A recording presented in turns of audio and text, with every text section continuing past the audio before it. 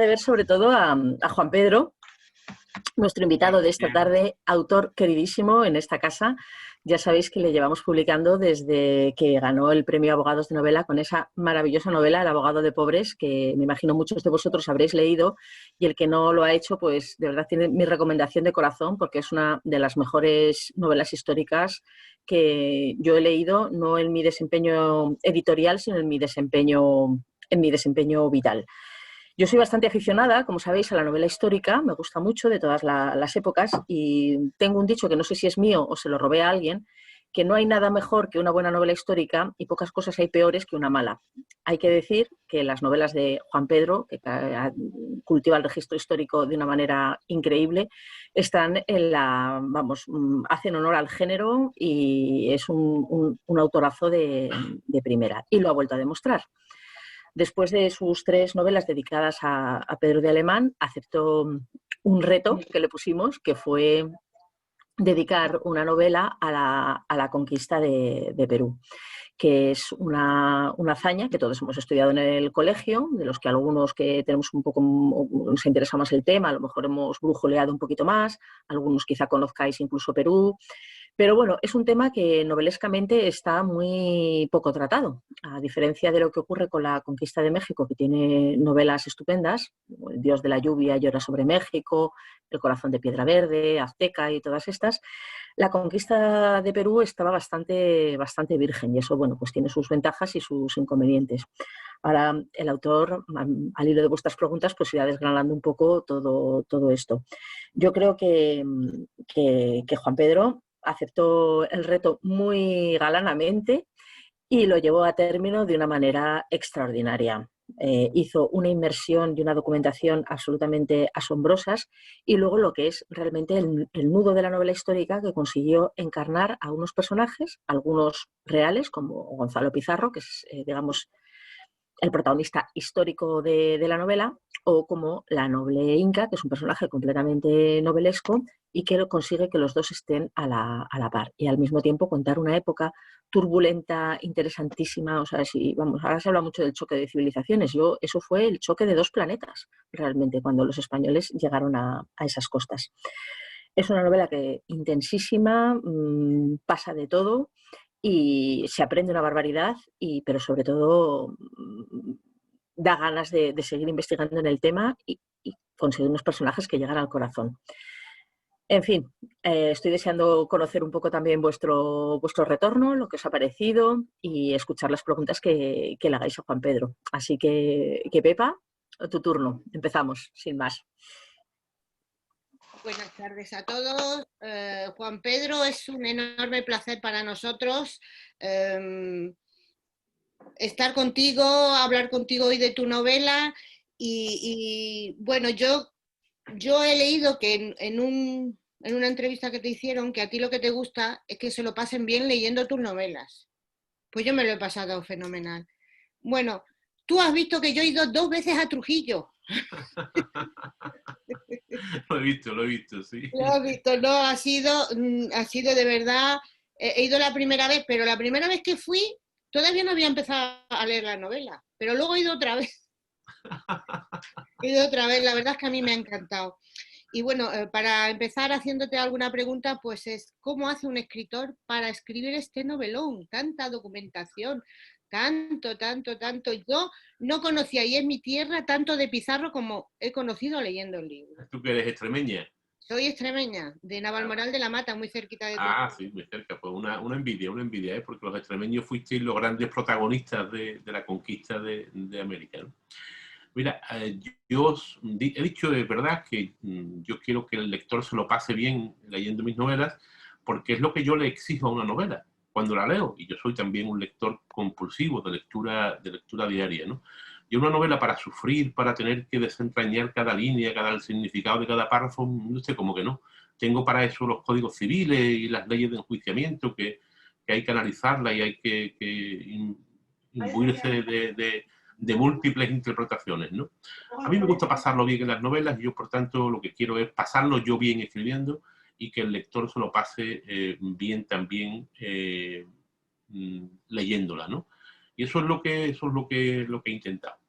Y si lo he conseguido, de verdad que es un placer. Lo que sí os puedo decir es que desde luego sí. yo documentándome y escribiéndola, lo he pasado pipa. Y ahora os contaré el larguísimo proceso de esta novela, porque esta novela no es lo que vosotras podéis leer cuando la tengáis, si la habéis tenido en vuestras manos. Esta novela es mucho más, porque ha sido con mucha diferencia, y eso Miriam y Laura lo saben, la novela que más trabajo me ha costado hacer. La hemos leído todos, Juan Pedro? Sí, la habéis leído todo ya, ¿no? Pues sí. Todos la hemos leído ya, todos. Me encanta, todos la me hemos encanta. leído. ¿Y por qué Gonzalo como protagonista? Bueno, os cuento, cuando Miriam me llama, yo no sé si fue en febrero del 19 o por ahí, por aproximadamente, ¿no? No sé, no tengo la certeza, ¿no? Hacía tiempo que no, el 18 pasó en blanco, no publiqué nada con Espasa, y cuando a mí que Miriam me llamen siempre es un motivo de alegría, ¿no? Aunque sea para decirme que lo que le he mandado no le gusta, pero oírla es un motivo de alegría, porque la voz de Miriam la tengo yo grabada en el fondo del armario de mi mente, porque fue la que me comunicó que había ganado el premio de abogados de novela, ¿no? Lo cual cambió mi vida por completo.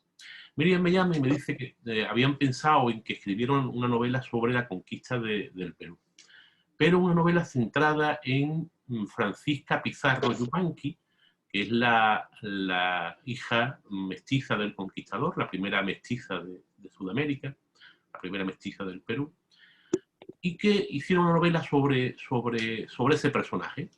Ese personaje nace en diciembre del 33, es decir, cuando su padre es asesinado no tiene ni 8 años, y cuando su tío Gonzalo, de quien ella estaba sinceramente enamorada, es ejecutado, pues ella pues, no había cumplido todavía los 15 años. Yo, no obstante, acepto el desafío y me imbrico en esa novela, empiezo a documentarme, empiezo a descubrir el maravilloso mundo inca, empiezo a leer las crónicas contemporáneas, a Garcilaso de la Vega el Inca y otros muchos, me leo todo lo que cae en mis manos sobre los incas, monografías, libros, costumbres, lo que era el mundo del Perú en el tiempo de la conquista, la audiencia de Lima, los oidores, todo lo que cae en mis manos lo voy devorando. Y hago una primera novela que se llamaba La Dama Inca, que también era un tocho, eran 700 y pico de páginas, creo recordar, ¿no? Que se la entrego a Miriam con mucha ilusión y a las semanas me dice que no es lo que queríamos. Que eso que yo había escrito era una historia novelada, no una novela histórica. Y efectivamente, una vez que la volví a leer, a repasar, pues, vi que llevaba absolutamente razón. Recuerdo que me dijo que no había por qué detallar el asesinato, por ejemplo, de Pizarro, que quien quisiera saber cómo murió Pizarro puede irse a la Wikipedia, puede irse a los libros de historia y saber cómo murió Pizarro. Que queríamos una novela de ficción, una novela histórica. Una novela histórica es consustancial la ficción, lo demás es historia novelada. Y me puse a una segunda novela también centrada en Francisca Pizarro, que se llamaba La hija del marqués.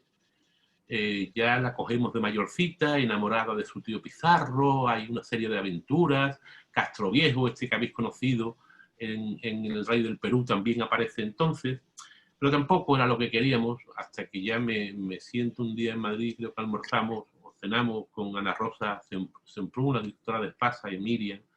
Yo les pedí que me liberaran de Francisca Pizarro, les dije, me estáis haciendo caer en la pederastia, esta niña es muy chica, y decidí escribir sobre Gonzalo Pizarro. Porque Gonzalo Pizarro, en la labor de documentación que hice, vi que era un personaje fascinante, ¿no? Se había rebelado contra el rey de España, había vencido a sus ejércitos, era un tío apuesto, era, como decía Garcilaso de la Vega, la mejor lanza que había pasado Nueva Castilla, era un tío concupiscente, era un tío ambicioso, soberbio, estaba su sobrina Francisca enamorada de él, con lo cual podía, en cierta forma, imbricarla en la novela, ¿no? El hecho de que Francisca estuviera enamorada de él es algo que viene en el propio testamento de Francisca, ¿no? Francisca, cuando es exiliada por el virrey Núñez de Vela, por el virrey de la Gasca, creo que fue de la Gasca, El caso es que Francisca es obligada a volver a España.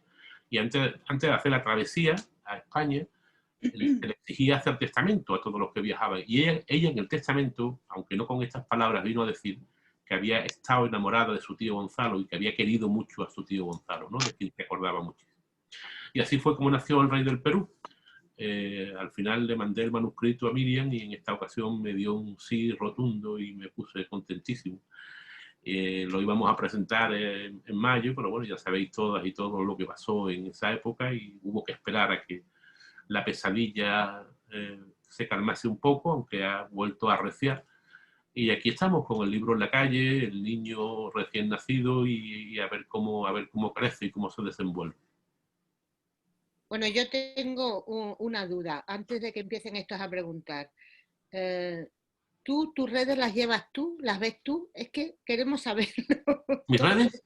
Las redes. No, yo sí, yo hasta ahora sí la llevaba yo, pero en este caso no, ahora mismo no, porque soy consciente de que las redes hoy en día es un medio imprescindible, ¿no? Pero pierde mucho tiempo, sí. O sea, tengo un amigo que era de Sanlúcar de Barrameda. Sanlúcar de Barrameda, bueno, es una ciudad al lado de Jerez, que había estado en Jerez, pero se había ido a Pamplona, me lo encontré, que, oye, ¿qué estás haciendo, Rafa? Pues me dedico a esto. Y digo, pues tú vas a ser el que me va a llevar las redes. Y me la están llevando desde Pamplona, fijaros.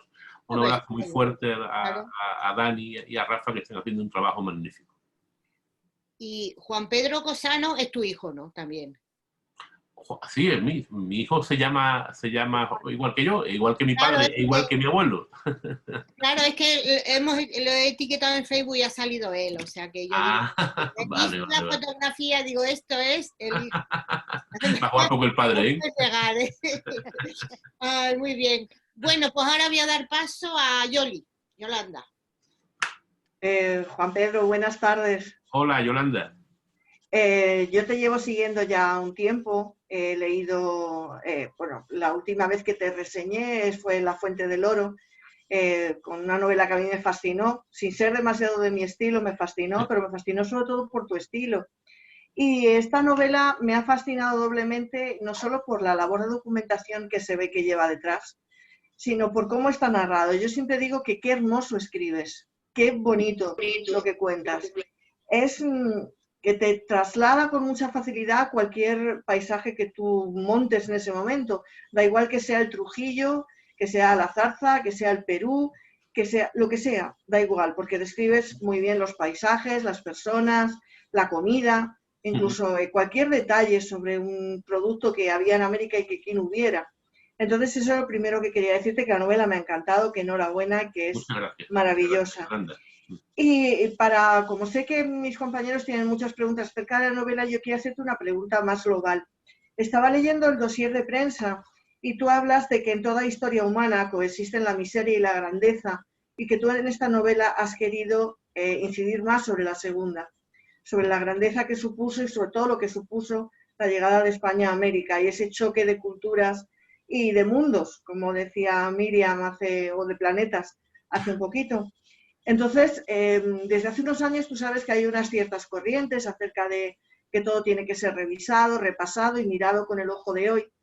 Y entonces, claro, nosotros tendemos a tirarnos todo por la espalda y en otros países se venden muy bien. ¿A ti qué te parece toda esta teoría de que hay que mirarlo, pues eso, como genocidio, como desastre absoluto, como invasión? Vale. Vamos a ver. A mí, de principio, analizar con ojos del siglo XXI lo que pasó en el siglo XVI me parece injusto y me parece mezquino, ¿eh? Pero sobre todo me parece miserable y me parece de zangolotinos el hablar sin conocer la historia, ¿no? Fijaros lo que os voy a decir, ¿eh? Igual pensáis que es una barbaridad, pero yo soy capaz de argumentarlo hasta las últimas consecuencias. España fue la nación precursora en la defensa de los derechos humanos y lo defendió en América. Y eso se plasmó en América. Lo voy a explicar por qué, lo voy a hacer brevemente.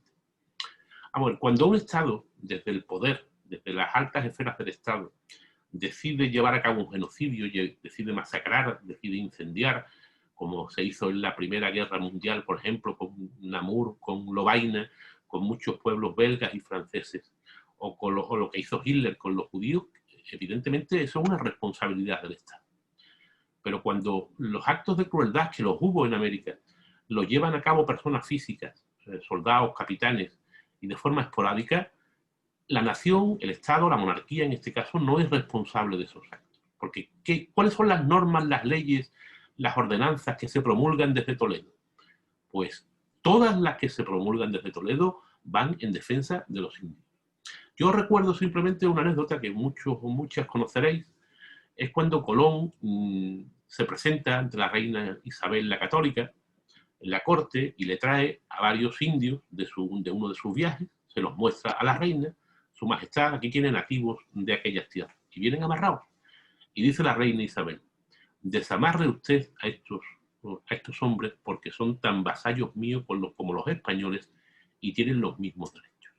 A partir de ahí, todas las leyes que promulga el Estado español es en defensa de los indios, prohibiendo las masacres, por supuesto, prohibiendo la desigualdad, prohibiendo la esclavitud.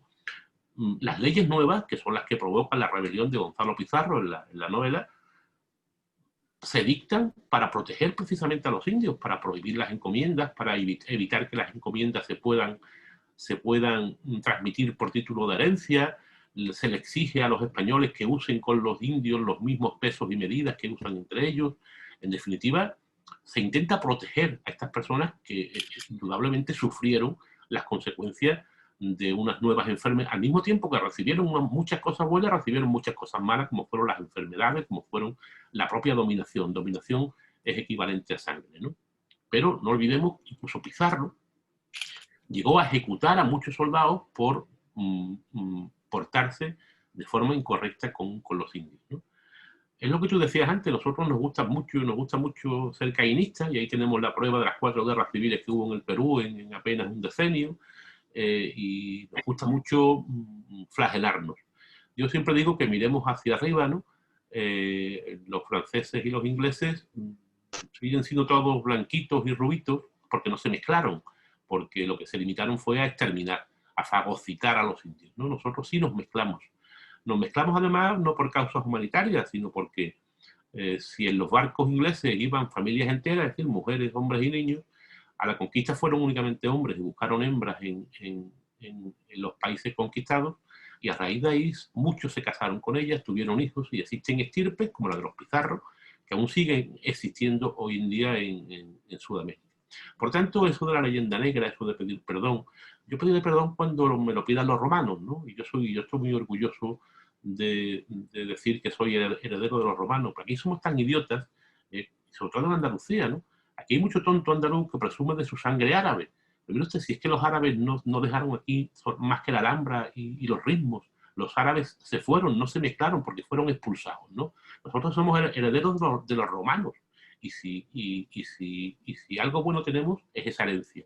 Y posiblemente si algo bueno hay en Sudamérica es la sangre española mezclada con la sangre de los pueblos nativos, que creamos una raza nueva y una civilización nueva, ¿no? Un mundo nuevo. Mil gracias, Pedro. De verdad que me encanta escucharte y mucha suerte con la novela, muchas ventas. Ojalá, ojalá. Yo con hacer feliz a la gente es lo que más me importa, que la gente A mí disfrute sí, a mí me has hecho muy feliz, de verdad. Muchísimas gracias, Yolanda. Fernando. Hola, Juan Pedro. ¿Qué tal, Fernando? Encantado de saludarte de nuevo. Igualmente. ¿Te has ¿Qué quedado tal? pillado? Hoy te has quedado pillado, Fernando. Pizarro, de Francisco Pizarro. Ahí. Empieza otra vez, te has quedado ahí. ¿Mejor ahora? No nos hemos enterado. Sí, ahora te oigo, sí. ¿O no? Mira, te decía que la figura de Francisco Pizarro, aunque no es protagonista, muy presente en el libro, tanto en diversos comentarios de los personajes como en diversos hechos que ocurren en la novela, aunque él no sea el protagonista. Entonces yo quería preguntar que hay un momento en la que Nayara dice que si Francisco Pizarro viviera, no hubiera ocurrido todo lo que ocurrió con Gonzalo. Quizás estaríamos hablando de que este libro, pues, habría que haber escrito otro libro distinto, no este, no El Rey del Perú. ¿Esto lo dice Nayo Arak o lo dice Juan Pedro Cosano? Lo dice la historia, dice la historia. El personaje de Pizarro es un personaje magnífico, yo he visto la serie esta que están echando, no sé en qué plataforma, sobre Inés del alma mía, el libro de Isabel Allende. Amazon. En Amazon. En Amazon, no vale. Y he aguantado 2 capítulos nada más, ¿no? He visto cómo retratan a Pizarro y la verdad es que me entró una cólera feroz, ¿no? Pizarro era todo lo contrario de la representación que se hace en esa serie. Pizarro, aparte de ser un tío analfabeto, no sabía ni leer ni escribir, al igual que Diego de Almagro, Pizarro era alguien tan serio que incluso caía en la hurañía, ¿no? Era un tío austero, un tío absolutamente creyente. Lo que dice Hernando en su momento de Francisco, dice, tiene fe de carbonero. Eso es rigurosamente histórico, ¿no? Y fue un personaje que quiso ser justo.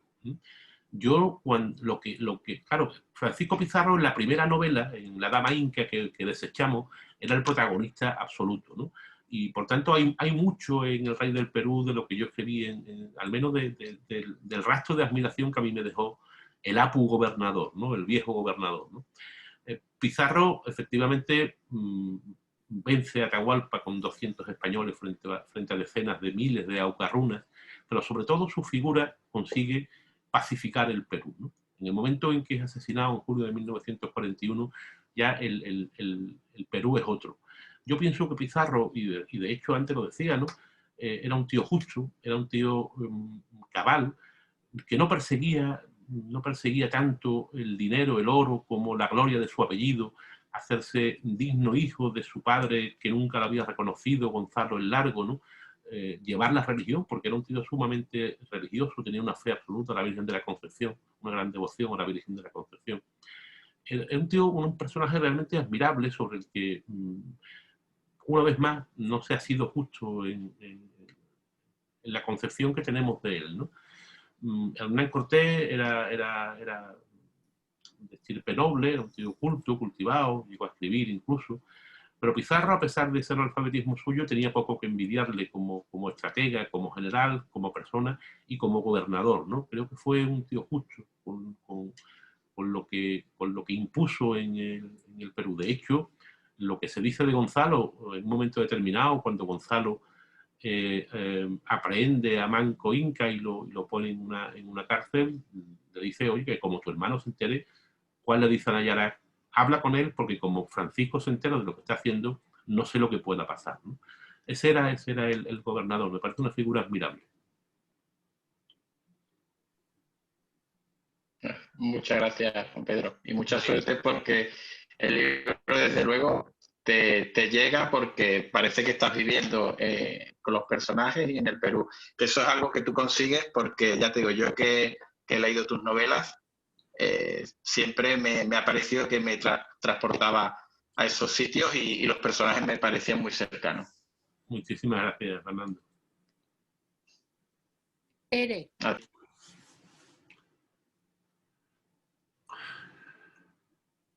Tere dijo que no puede hablar. Ah, vale. Que no Pues tiene voz. Magda. Hola, buenas tardes. Hola, Magda. Bueno, me lo he pasado fenomenal con tu libro. Conmigo lo has conseguido porque yo estoy muy pez en historia, lo tengo súper olvidado. Entonces, la forma que tienes de escribir me ha ayudado un montón a acercarme y sobre todo a interesarme pues, por la historia del Perú.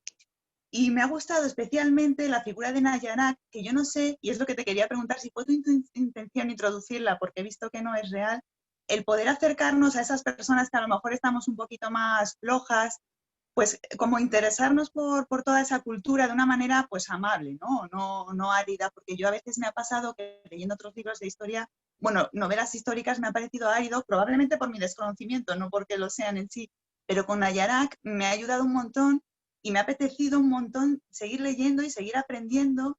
Y bueno, pues quería saber si esa fue tu intención al introducir este personaje que hace como más amigable toda la aventura que narras. Bien, yo creo a Nayarak como contrapunto a un personaje de ficción que había creado en la primera versión de la novela, la Dama Inca, que era un guerrero inca, un turi. La creo porque yo lo que pretendo en todas las versiones que hice de la novela, lo que yo pretendía era que el mundo inca estuviera al mismo nivel que la epopeya de la conquista, ¿no? Yo me parecía que era renunciar a una parte muy importante de la conquista, el obviar que era la civilización inca, ¿no? Yo quería contar cómo vivían los incas, cuál era su civilización mucho más dulce que la de los aztecas, su amor a la naturaleza, sus dioses, que eran dioses bondadosos, ¿no? No eran dioses cruentos como los de los mexicas. Yo quería contar todo eso. Yo quería que el lector se imbricara en el mundo inca porque era una de las dos sangres que finalmente construyeron el mundo nuevo, ¿no? Que es el final de la novela. Y bueno, creé la figura de Nayarak. Quien me conoce sabe que yo soy un desastre escribiendo, que soy muy anárquico, que empiezo a escribir y no sé cómo va a seguir la novela, que no hago ningún tipo de guión previo, que muchas veces no sé ni cómo va a terminar, que me voy dejando llevar por la intuición de la pluma, en este caso del teclado del ordenador, ¿no? Claro, pues desde el momento en que yo elijo a Gonzalo Pizarro como protagonista masculino, tiene que haber un contrapunto femenino, y por eso creo a Nayarak, ¿no? Pero tan dentro de Nayarak me metí que para mí es la protagonista absoluta de la novela. Para mí la novela El Rey del Perú es más que Gonzalo Pizarro, es Nayarak. Me parece una mujer con una dulzura y un carácter, una sensatez fuera de lo común. Me parece que es muy inca en el sentido de que ese era el talante efectivamente de los incas. Alguien me puede decir incluso que es un trasunto de Malinche, ¿os acordáis de Malinche, ¿no? La querida de Hernán Cortés? Pero en este caso los incas, más que por consecuencia de una dominación o una victoria militar española, son ellos mismos los que destruyen su mundo desde el momento en que se produce la guerra civil coincidente en el tiempo con la llegada de los españoles entre Huáscar y Atahualpa. Atahualpa, por más que hoy en día las tradiciones sudamericanas lo presenten como un héroe de aquellos tiempos, Atahualpa era un tío bastante ladino, bastante malvado, bastante tramposo, y de hecho lo que se cuenta de la batalla de Cajamarca es rigurosamente histórico. Él pretende urdir una trampa donde va a sacar a los españoles, ¿no?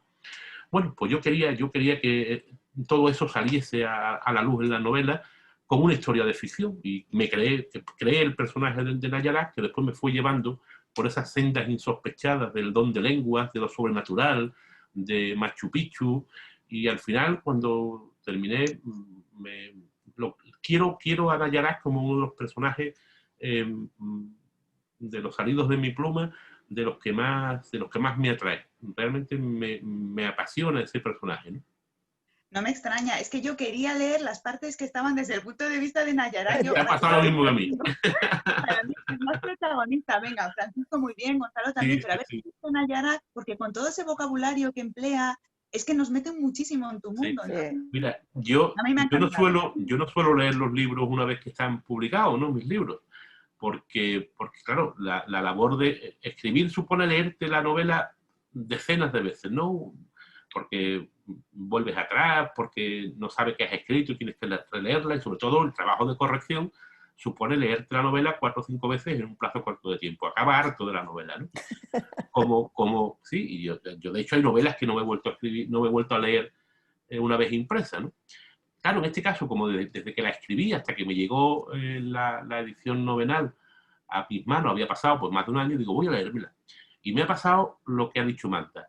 Estaba deseando pasar los capítulos de Gonzalo para irme a los capítulos de Nayarak. Me fascinaba lo que yo hacía un año que no la leía, ¿no? Pero me fascinaba las historias de Nayarak, lo que le pasa siendo una niña con el don de lenguas, con la aparición del Supai, su amor por Tani en el Acraguasi, ¿no? Su descubrimiento de Gonzalo, su choque ante la cultura de los viracochas, la verdad es que me pasó exactamente igual que a ti. Estaba deseando sumergirme de nuevo en Nayarak. Sí, pues nada, Tanto es pues así que ya enhorabuena. el segundo libro ya me olvido de la voz del narrador y ya es Nayarak quien acapara por completo la narración. Pues enhorabuena porque a mí me ha atrapado, me ha encantado, de verdad. Muchísimas gracias, muchísimas gracias. Estíbaliz. Hola, ¿qué tal? Hola. Bueno, voy a empezar. Estíbaliz es nuestra Venezuela, Juan Pedro. Ah, estupendo. Bueno, yo voy a empezar diciendo con que a mí me dio un poco de vergüenza leer tu libro, porque siendo latina no tenía ni idea del 85% de lo que me has contado sobre los incas. Yo tampoco, Vergüenza suprema, tipo, estar leyendo y decir, ¿por qué yo no sabía esto? ¿Por qué no me lo enseñaron en el colegio? ¿Por qué? O sea, millones de preguntas pasaban por mi cabeza. Tuve que meterme en YouTube a buscar cualquier clase de vídeos para ponerme, o sea, impresionante. Comparto con Magda 100%, para mí el título del libro es El Rey del Perú, pero para mí es Nayarak. O sea, lo lamento, Gonzalo Pizarro, muy bien todo lo que hiciste, me encanta, Nayarak, dame más. O sea, era impresionante. Estoy de acuerdo, sí. La parte de Nayarak era como que, háblame de ti, o sea, impresionante. Y quería comentarte, primero, el proceso de documentación, o sea, hay tanto escrito sobre los incas, porque claro, ellos entiendo que no escribían y no, o sea, guardaban, tenían textos o algo parecido, entendía que no.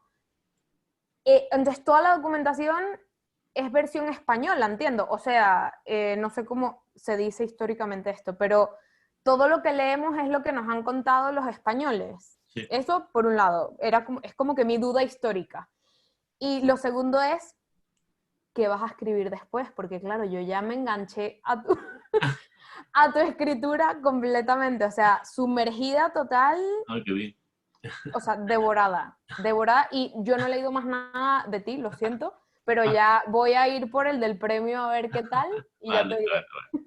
Mira, es cierto que la educación hoy en día que se nos da es muy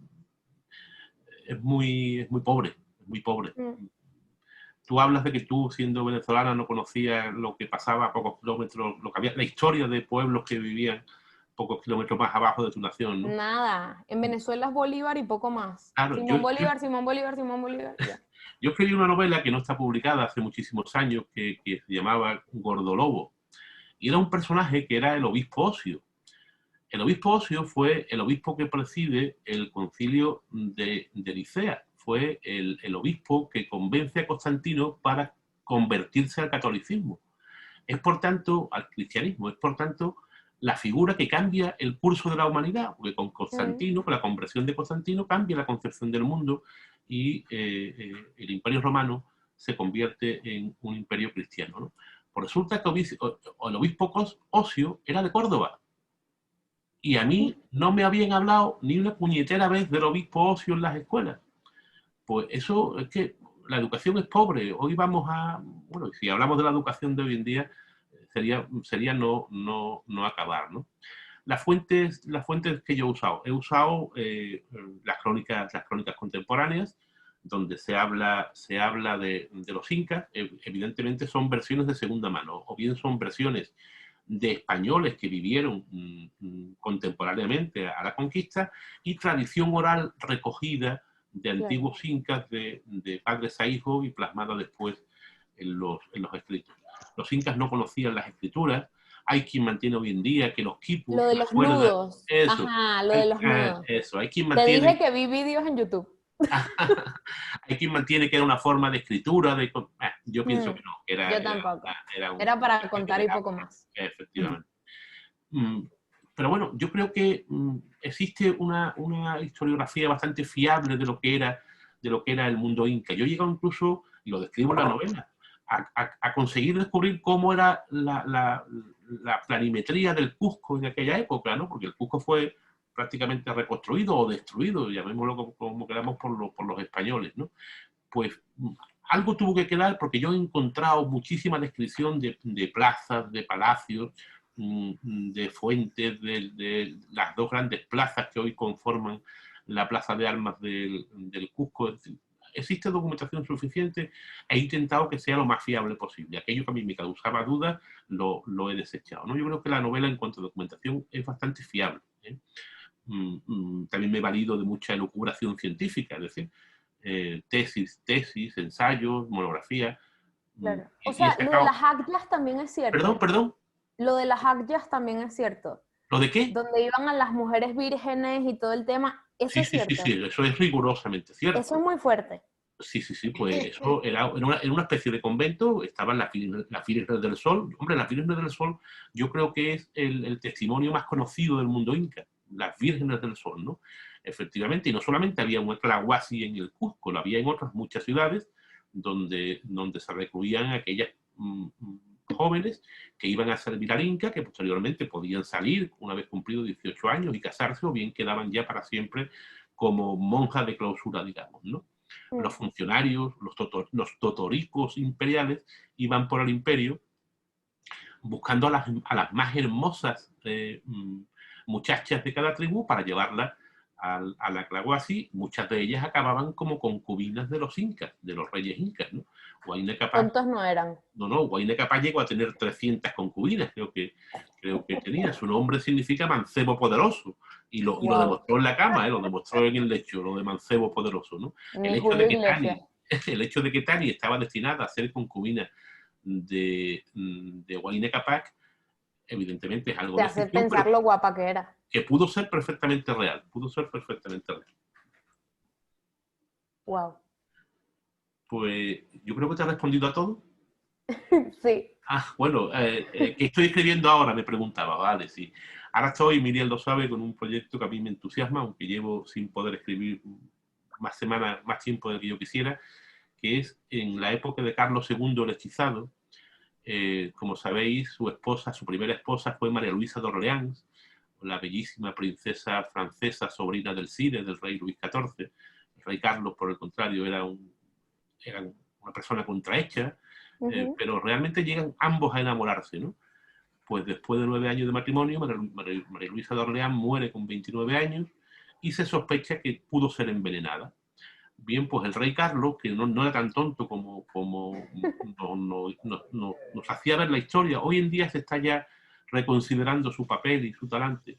El rey Carlos le encarga a su escritor de cámara, que entonces era un escritor muy famoso, aunque hoy es desconocido, de un personaje real, Francisco de Bances y Candamo, le encarga que investigue sobre la muerte de su esposa.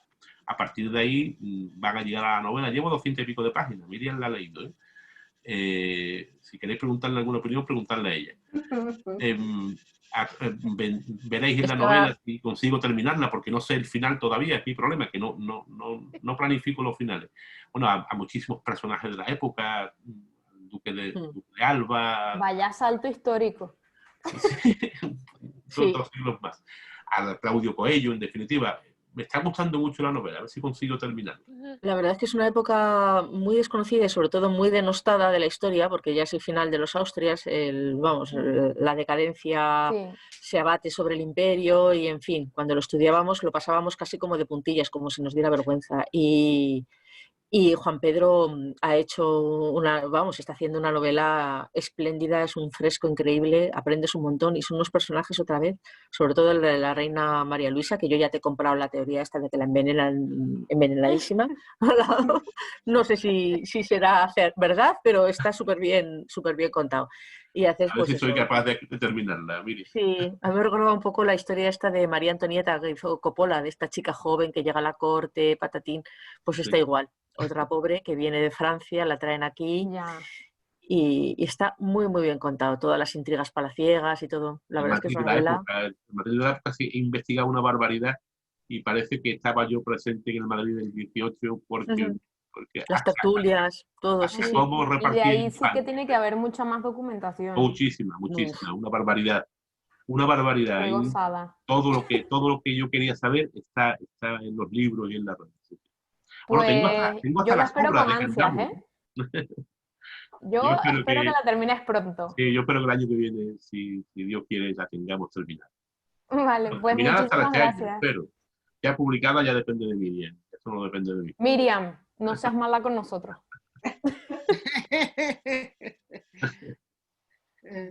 Tú, Esti y todos esperamos, después de leer este novelón, esperamos otro. Seguir leyendo y acostarnos.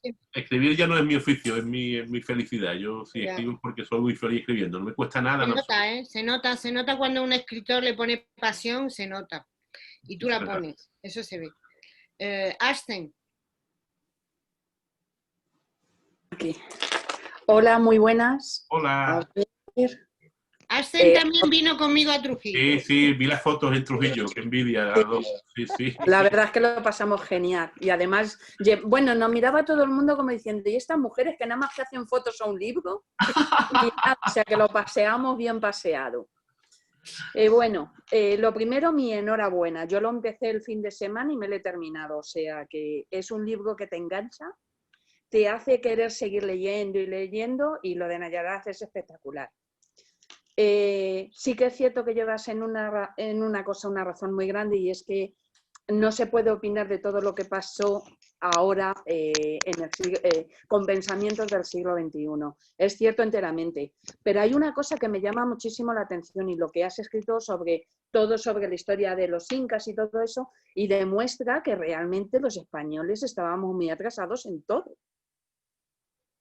Porque los incas, no sé, estaban más adelantados en todo, sobre todo porque te voy a hacer una pregunta acerca, que esto ya es cotilleo, y es cuando en las escenas que hablas, cuando tienes sexo, cuando ellas son niñas jovencitas de 13 años, que hoy en día a los padres, bueno, mi hijo ya es muy mayor, ¿vale? Pero a los padres realmente nos da vergüenza hablarles del sexo tan explícito como les hablaban a las niñas.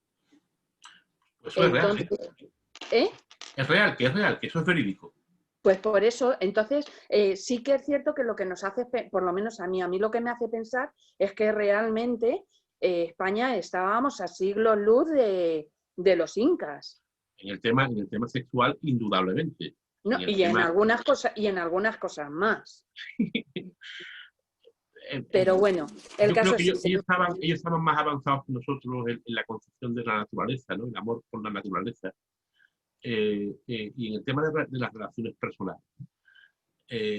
Efectivamente, cuando a una niña le llegaba la menstruación, ¿no? La madre le hablaba, le enseñaba, la informaba, e incluso le entregaba lo que era un guaco, hoy llamaríamos un consolador, para que fuera practicando. Y la concepción del matrimonio me parece sorprendente, ¿no? Un matrimonio de prueba y un matrimonio definitivo, como efectivamente existía en el mundo inca.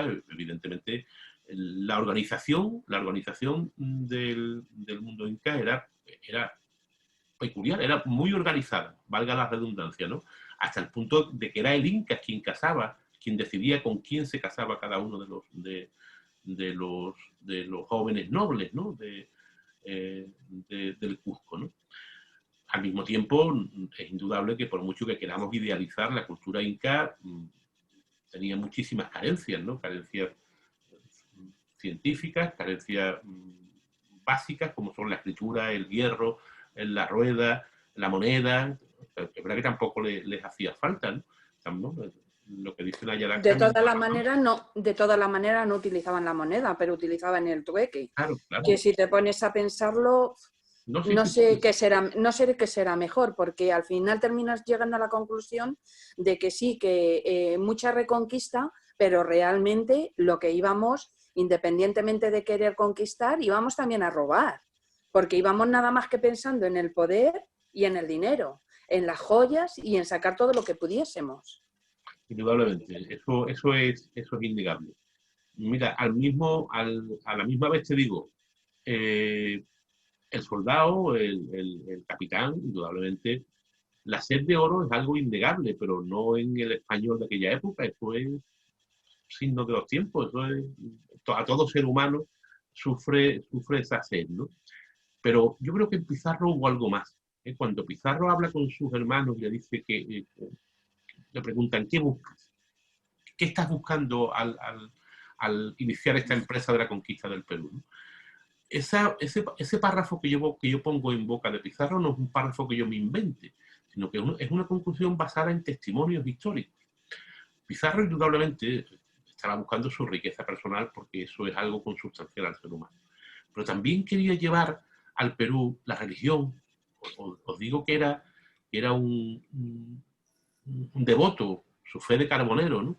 Un devoto de Jesús y de la Virgen.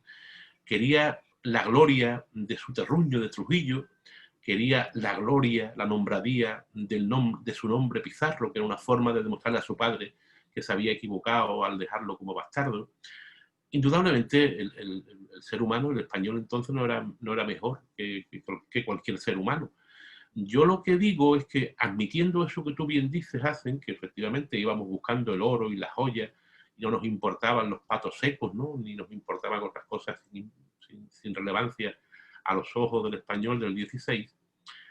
Nosotros no hicimos, porque es que lo mismo que tú estás contando, lo hicieron los belgas, los franceses, los ingleses en África, pero multiplicado por 10.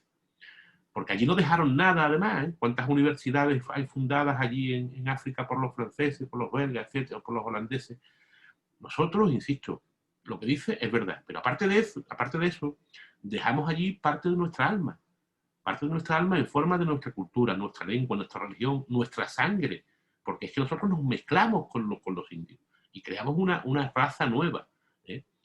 Dejamos allí las universidades, dejamos las maravillas arquitectónicas que existen hoy en Sudamérica. Dime cuál existe hoy en África, porque hablamos de 200 años de dominación europea de África. ¿Y qué han dejado allí? ¿Qué han dejado allí? No, pues comparemos, seamos justos, ¿no? Seamos justos. Claro.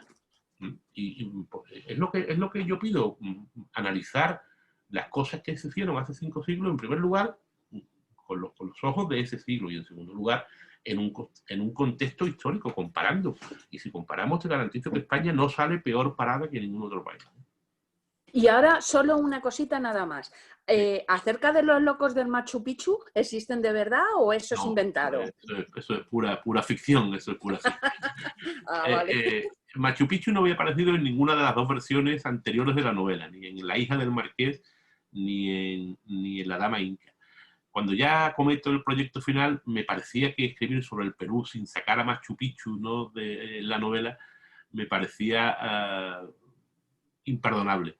Y decido meter una historia de Machu Picchu y se me ocurre esa. Es verdad, lo que se cuenta acerca de Machu Picchu, del emperador inca que se exilia y que una vez que muere el Pachacútec ordena que quede abandonado Machu Picchu, todo eso es real. Yo me invento a esos descendientes del Inca Viracocha que están allí buscando una especie de piedra filosofal para buscar la vida eterna, ¿no? Es pura ficción. Pero quería traer Machu Picchu a la novela. Pero pues está muy bien, además muy bien conseguido. El libro me ha encantado, mi enhorabuena. Y esperando el siguiente, ansiosa. Bueno. Muchas gracias. Muchísimas gracias. Sí. Ana. Hola, buenas tardes. Hola, Ana. Encantada de conocerte. Tenía Igual. muchísimas ganas de tener este encuentro contigo, Muchas gracias. porque francamente a mí el libro me ha desbordado en sentimientos, en conocimiento. Me ha parecido de verdad un trabajo ingente, o sea, con una documentación absolutamente exhaustiva, maravillosa. Me lo he pasado como una inca, leyendo todos esos términos con los que aprendía muchísimo, términos que se referían tanto al cuerpo humano, animales, botánica, costumbres. O sea, me ha maravillado, de verdad, me ha maravillado. Soy curiosa por naturaleza y he estado continuamente, mientras que iba leyendo tu libro, consultando, cotejando, porque estaba desbordada por tanta información. Y me ha parecido maravilloso. Yo quería destacar dos cosas que me han gustado muchísimo. Me ha gustado muchísimo el libro, pero sobre todo volvemos otra vez a Nayarat, que me parece un personaje fascinante. He asistido de verdad absolutamente conmovida al cambio que se va produciendo en ella. Empieza hablando cuando es realmente una niña, con las vivencias propias de una niña, los juegos propios de una niña, los pensamientos propios de una niña, y cómo va evolucionando según se va adentrando en la vida, forzada en la mayoría de las veces por decisiones por su condición y por sus dones ajenos a ella. Entonces me ha maravillado cómo la vas haciendo evolucionar hasta que conoce a Gonzalo, que ahí es cuando realmente Contani se descubre como una mujer sensual, como una mujer que disfruta de su cuerpo, disfruta de su sexo, disfruta del afecto. Y con Gonzalo, o sea, ese primer encuentro que tiene con Gonzalo, la primera vez que monta con él a caballo, y que nota ese huyu que ella en la espalda, que lo define como una calabaza, o sea, todas esas sensaciones que son tan honestas, tan ingenuas y tan reales en cualquier muchacha, a mí me parece maravilloso cómo las describes. Y es un personaje que me ha fascinado de tal manera que de verdad creo que es de los que se quedan en el corazón para siempre del lector, de los que siempre recurres a ellos. Y luego, por otra parte, me ha gustado mucho el estudio un poco psicológico que haces tanto de los conquistadores, o sea, aquí no todo, como lo de siempre, ni todos moros ni todos cristianos, ni los conquistadores eran tan horriblemente malos, ni los incas en este caso eran tan horriblemente buenos, tan tremendamente buenos, ¿no? Entonces, la verdad que me ha encantado el tratamiento que haces, las decisiones que toman, como a veces en el caso de Inca de Atahualpa como Dios, como semidios, y las que tienen que tomar como hombres. Y esas decisiones que saben que las pueden llevar, que va a cambiar el signo y el curso de la historia de sus pueblos. Creo que ahí haces también un trabajo psicológico maravilloso, el encontronazo de culturas, es decir, tanto por parte de Pizarro, todas las dudas que tienen, cómo equiparas la religión que traen y aportan los conquistadores españoles y la religión basada, lo que dices tú, en ese amor por la naturaleza, esos hijos del sol. Me parece, de verdad, una confrontación maravillosa. ¿Te ha costado mucho? ¿Cómo has ido encajando todas esas diferencias? Sí, es costoso. Yo tuve que hacer un ejercicio que no lo digo explícitamente en la novela, pero sí insisto mucho sobre una frase, ¿no?, que Nayarak repite constantemente, ¿no? Su Dios muerto y crucificado. Para el Inca, cuyos dioses eran los dioses de la naturaleza, el sol, la luna, la lluvia, el agua, que vengan unos viracochas, como ellos los llamaban, presuntos dioses o semidioses, que adoraban a un dios muerto y crucificado, ¿cómo un dios podía morir? Si Atahualpa llega a decir el dios Inti no puede morir, si Inti muriese, moriría la tierra, puesto que él es el que nos acuesta y nos despierta, ¿no? Yo intenté meterme en lo que hubiera sentido, en la piel de lo que hubiera sentido un inca, que de pronto ve llegar a unas casas flotantes por el mar del norte, y de la cual descienden unos seres de piel blanquiñosa, barbados y con ropas apestosas, ¿no? Que hubiera sentido Nayarak si efectivamente hubiera existido, ¿no? A mí ponerme en la piel de una mujer no me cuesta absolutamente nada a la hora de escribir, ¿no? Porque yo soy un amante en el sentido más espiritual de la mujer, ¿no? Lo pongo a Chachik, que es otro personaje que es muy residual, pero que me parece también un personaje entrañable, ¿no? Que dice, creo que alguno de ustedes además lo ha transcrito en redes, ¿no? Que dice que las leyes incas eran muy crueles con las mujeres, ¿no? Como habréis leído, le prohibían comer en la misma mesa que el hombre, le prohibían ser testigos en los juicios, y a Chachí le dice a su hija que eso no puede ser verdad, o que acaso Pachamama no es una mujer, ¿no? La diosa Pachamama no es una mujer. Yo intenté meterme en la piel de Nayarak y intentar justificar cómo puede enamorarse de un viracocha apestoso y de piel barbada, que era todo lo contrario a lo que ella conocía, y con un huyu enorme, ¿no? Además, ¿no? Hubiera sido muy fácil un desenlace inmediato, pero no, Nayarak se resiste durante meses a caer en la garra de esa pasión con Gonzalo. He intentado, Miriam lo sabe, yo siempre busco la verosimilitud, hacer a los personajes creíbles. Un personaje que yo no me lo crea escribiéndolo, sé que el lector no se lo va a creer. Yo tengo que creerme lo que el personaje hace y dice, por más que no sean más que personajes de ficción. Pero sí, intenté meterme en la piel de Nayarak e intentar comprender cómo, o intentar explicar cómo justificar esa decisión que ella toma, que es decantarse, en definitiva, por el lado de los viracochas y olvidar a los de su raza, ¿no? Ella no es malinche, ella no traiciona a los de su raza, ella dice, lo dicen varias veces en la novela, que los culpables realmente del asolamiento del mundo inca son Huáscar y Atahualpa, y efectivamente yo creo que eso es cierto. Si no hubiera existido esa guerra civil, Pizarro no hubiera podido conquistar entonces, al menos, con esa hueste tan escasa el Perú, ¿no? Era difícil hacer un personaje creíble, pero yo al final me quedé nunca satisfecho al 100%, porque los que somos muy exigentes nunca nos quedamos satisfechos al 100%, pero sí lo suficientemente satisfecho como para someterme al escrutinio de Miriam, que es implacable. Luego haces también, eso es lo que me encantó del libro, es una auténtica oda al amor de los padres y las madres. Es decir, llega en un momento del libro, cuando ya se convierte en una virgen del Agda, y empieza la figura de de Mama Coca, todas las mamás. Cuando ya conoce a los viracochas, una de las primeras asociaciones de palabras que ella hace, dice la figura de la madre es tan bonita que en todas las lenguas se dice igual, mamá. Efectivamente, esa frase me encanta. Efectivamente, en quechua madre es mama y en español era mamá, ¿no? Vengo a decir algo así como es tanta la grandeza de las madres que solo en su nombre se pusieron de acuerdo los dioses de los lenguajes, ¿no? Algo así vengo a decir. Sí, y efectivamente, también cuando Mamacoca, la mamacuna maestra, le dice que la llame mama, Nayarak se emociona porque nunca había podido llamar a nadie de esa forma, no había conocido a su madre, ¿no? Todos hemos tenido padres, ¿no? Yo aún tengo a mi madre, a mi padre no lo tuve. El abogado de pobres lo escribí pensando en mi padre. De hecho, el nombre del protagonista es el nombre de mi padre, era Juan Pedro Cosano Alemán. El protagonista, si algunas habéis leído El abogado de pobres, el protagonista es Pedro de Alemán y está hecho pensando en mi padre.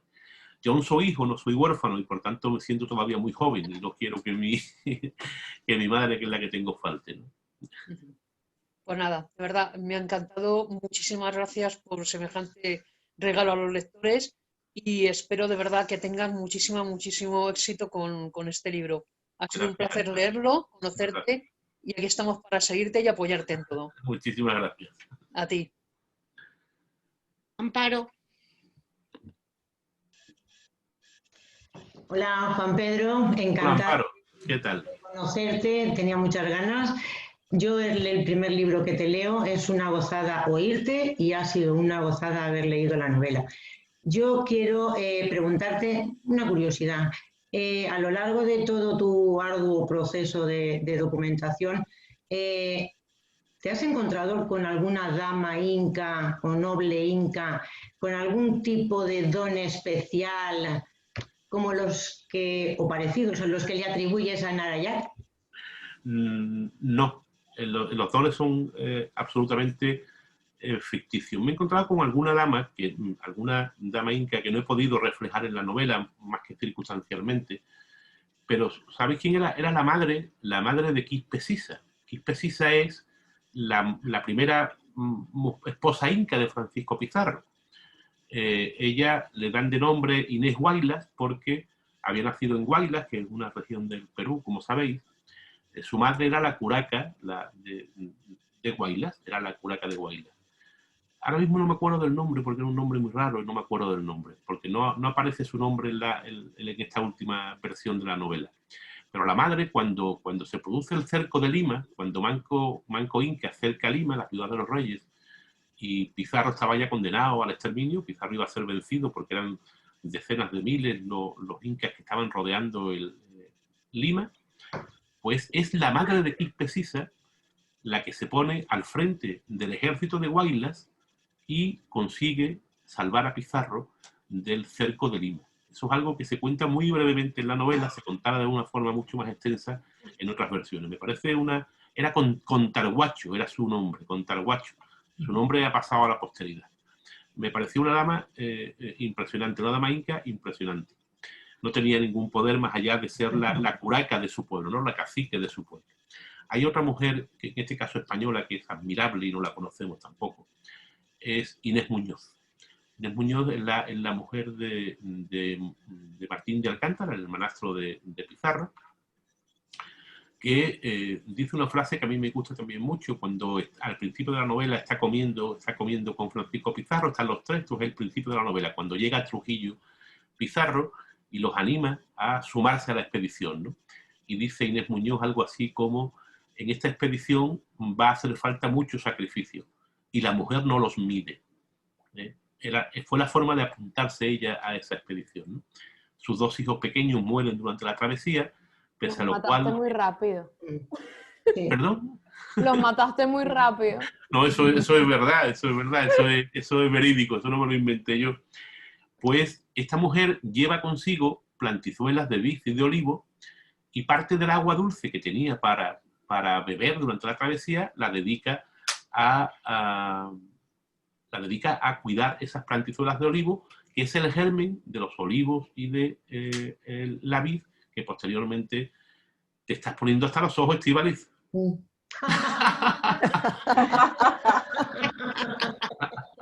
Qué bueno. Bueno, aún no es la hora de la cena, no hay problema. Y es una mujer admirable. No se cuenta en la novela, sí se cuenta en la primera versión, cuando Francisco Pizarro es asesinado. Ella, Inés Muñoz, recoge a los hijos del marqués, a Francisca y a Gonzalo, y se los lleva lejos de Lima porque pensaba que lo iban a matar, ¿no? Una mujer admirable que ha pasado de puntillas por la historia, murió con 90 y pico de años, murió en 1594, creo recordar. Y es una mujer que merece una novela más que Inés Suárez, la que escribió Isabel Allende. Inés Muñoz sí merecería una novela. Admirable. Lo de arrancarse los pelos, las cejas y las pestañas. Es real, sí. Es real. Era la forma de lamentarse, al igual que el luto no era el negro. El luto en negro es una costumbre europea. Allí el luto era la vestimenta parda. Efectivamente, arrancarse las cejas, las pestañas, era la forma de quejarse, de lamentarse de los incas. Eso lo he podido leer, no me lo he inventado yo. Sí. Os digo, la mayor parte de los detalles que yo vierto en la novela, bebidas, comidas, costumbres, ritos, fiestas, todo eso es producto de la documentación. Es decir, si están equivocados serán los cronistas, pero yo lo he leído y yo lo he transcrito, lo he adecuado fielmente. He intentado luchar mucho sobre el anacronismo, ¿no? Porque era muy fácil incurrir en el anacronismo o el error literario, ¿no? O sea, hablar, por ejemplo, en la serie esta que os he dicho antes, la de Inés del alma mía, estoy viendo cómo parece que ya la vid existía en el Perú desde antes de, ¿no? La vid la llevamos los españoles. No se podía hablar de la uva en aquel tiempo porque no existía, al igual que hablar de tomate en España en el siglo XVI es una barbaridad. Tuve que ser muy cuidadoso con todo eso. Simplemente el hecho de las estaciones, ¿no? Porque claro, alguna gente que me leyó al principio el manuscrito me dice: te has equivocado, porque dices que está en abril y es en otoño. Y digo, claro, es que en abril es otoño allí. Aquí es primavera, pero allí es otoño, ¿no? Y esos detalles hay que ser muy cuidadosos, y con toda seguridad habré incurrido en algunos, ¿no? Aunque ni las magníficas correctoras de la editorial ni yo lo hemos detectado, pero casi con toda seguridad alguno habrá. Eso es de una extrema dificultad. Cuando uno escribe sobre época de antaño es muy difícil no incurrir en el protagonismo. Os cuento una anécdota. Sí, sí. En el abogado de pobres, que hicimos una labor de corrección importante, estaba ambientada en el siglo XVIII, yo presumía de que no había habido ningún anacronismo. Tengo un primo que lo quiero mucho, además historiador, me dice: pues te he cogido uno. Digo, imposible, me he machacado los sesos y aquí no hay ni un solo anacronismo, ni en leyes, ni... Dice, sí, pues lo hay, porque hablas de la absenta. Digo, efectivamente, hay una escena donde el abogado de pobre está en una taberna y toma absenta. Dice, chico, la absenta no existía en 1752, que es la época de la novela. me fui a investigarlo y efectivamente la absenta no existía en ese año, se inventó unos decenios después. Es tan fácil caer en el error literario que hay que ser extremadamente cuidadoso. Y fíjate qué tontería, la absenta, que podemos pensar que no es más que alcohol puro y que ya se conocía desde la noche de los tiempos. Pues no se conocía en esa época. Hay que ser extremadamente cuidadoso con eso. Bueno, Si hay alguno, decídmelo, ¿eh? A mí y cómo los incas denominaban los meses me ha encantado, vamos, es que he descubierto, es que es asombroso. Bueno, no tengo la suerte de conocer Perú, pero te aseguro que me has trasladado con esas descripciones maravillosas de escenarios. Me encantaría contarlo también. Me ha encantado. Bueno, enhorabuena, mucha suerte. Muchísimas gracias. La novela la he disfrutado muchísimo. Muchísimas gracias. Estefanía. Hola Juan Pedro, buenas tardes. Hola Estefanía. Yo lo primero darte la enhorabuena porque ya solamente viendo el dossier de prensa, que es magnífico, la novela es un novelón. Partiendo de la base que Nayarak debería de haber existido, porque es que es fantástica, debería de haber existido. Bueno, ya muchos de mis compañeros te han hecho ya muchísimas preguntas que ya nos has resuelto tú y yo ya quería comentarte, ¿el título lo has elegido tú o ha sido Miriam junto contigo o cómo se decidió? Yo soy un chico obediente y suelo quietarme con las decisiones editoriales, por más que algunas se las reproche. Nunca les perdonaré que la segunda parte del abogado de pobres, el título era El crimen del Hospital de la Sangre, y me lo cambiaron por Llamé al cielo y no me oyó. Fijaros qué cambio más drástico, ¿no? El rey del Perú pues, era el nombre original de la novela. Después le pregunté a Miriam, oye, ¿se va a quedar como el rey del Perú?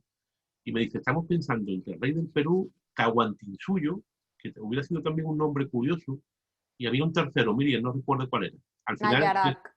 Nayarak, vale. Pues al final decidieron... Eso lo estoy diciendo yo, como yo lo hubiese puesto. Vale. Creí que era Miriam la que había hablado. No recuerdo cuál era el tercero, ¿no? Al final se quedó el rey del Perú y creo que es un nombre atractivo, ¿no? Y que realmente es un poco el leitmotiv de la novela. Nayarak tampoco está nada mal, pero claro, Nayarak, ahora que la conocéis, sí os puede gustar el nombre. A quien no conozca quién es Nayarak, ver Nayarak pues, puede sonarle extraño, ¿no? El nombre de la novela. A mí me gusta mucho el rey del Perú, era el título que llevaba desde el principio. ¿Sí? Bueno, pues como dice el refrán español que es muy sabio, a la tercera va la vencida, que ha sido como ha sido esta novela. A ver. Ha sido, desde luego, la más costosa, la más trabajada, ha sido la documentación es exhaustiva y se nota en la novela y la verdad que a mí me ha gustado muchísimo. Muchas gracias. La primera novela, La Dama Inca sí que era un derroche de documentación, creo que incluso excesiva, ¿no? Gente que ha leído las dos, que leyó La Dama Inca y ahora ha leído El Rey del Perú, me dicen que le gusta mucho más esta porque tampoco hay que abusar de la documentación, ¿eh? Y efectivamente en la otra versión, bueno, estaban todas las guerras civiles entre los españoles, contada con detalle la muerte de Pizarro, fueron 30 páginas para narrar la escena de la muerte de Pizarro. Posiblemente cuando Miriam me decía que quiera historia, que se busque libros de historia. Esto es una novela, ¿no?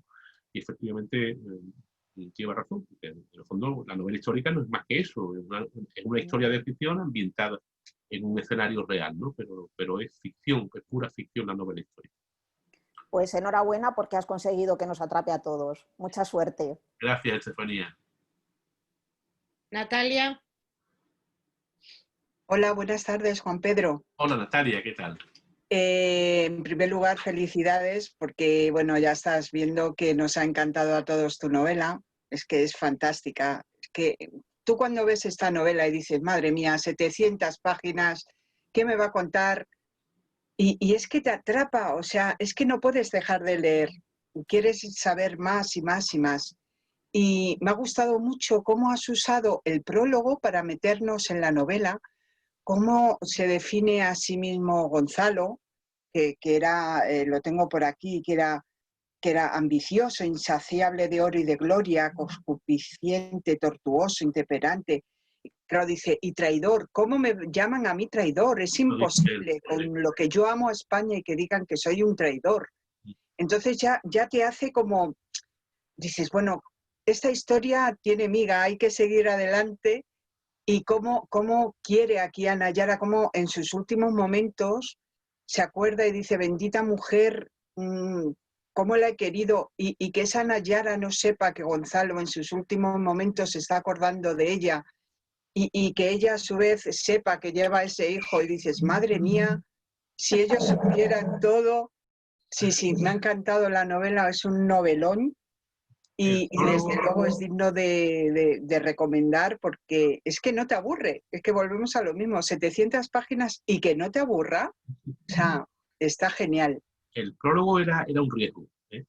Empezar por el final siempre es un riesgo, puesto que le quita el desenlace a la novela.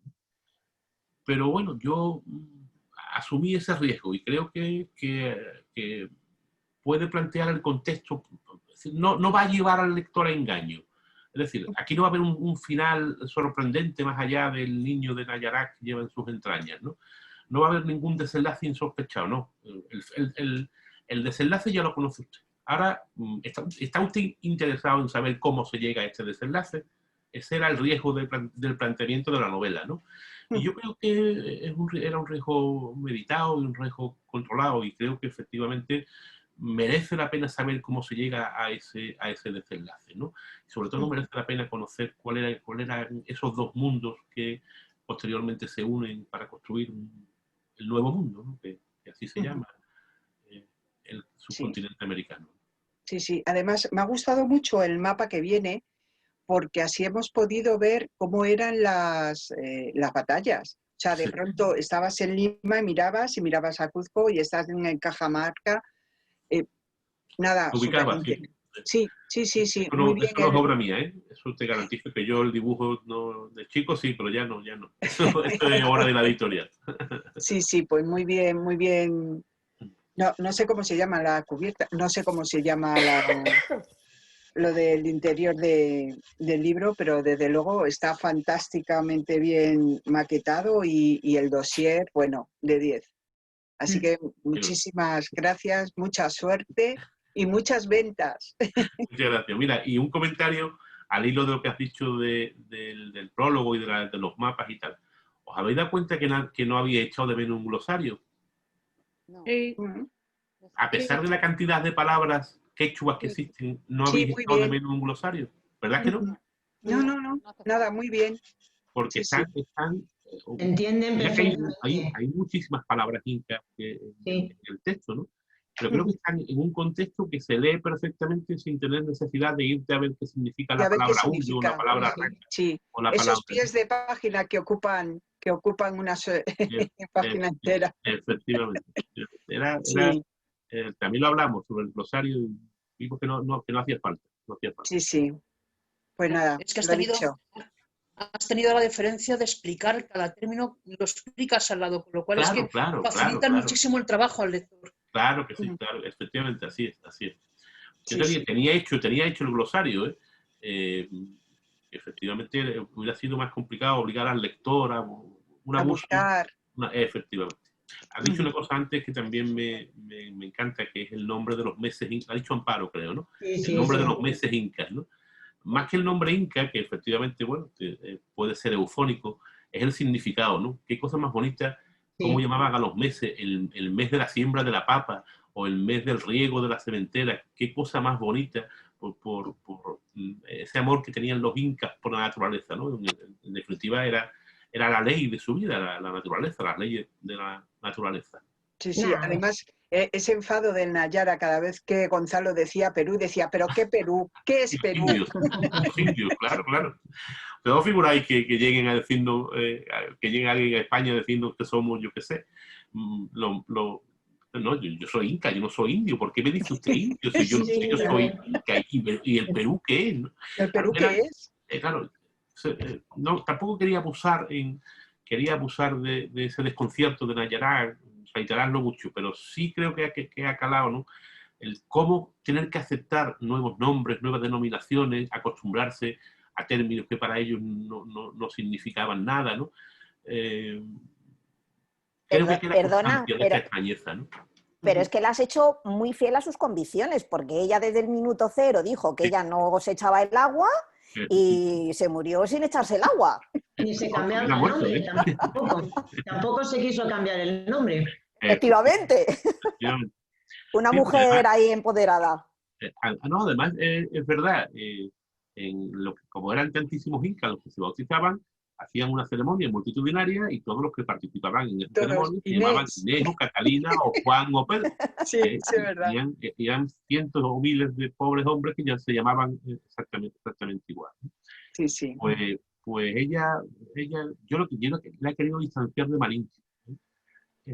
Por más que pueda haber un paralelismo entre ambas figuras, la he querido distanciar de Malinche.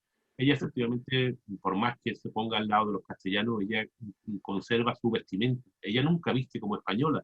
Claro que Inti el Tupa, la esposa inca de Gonzalo, al principio se niega a acomodarse a las costumbres españolas y después nos las encontramos vestidas con sedas y terciopelo, ¿no?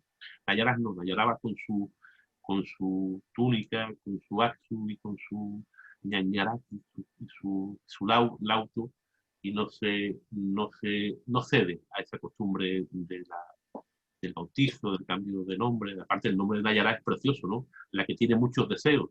Qué nombre más bonito. Qué nombre más bonito. Y cuando dice tanto ayo, ¿qué se bueno. refiere?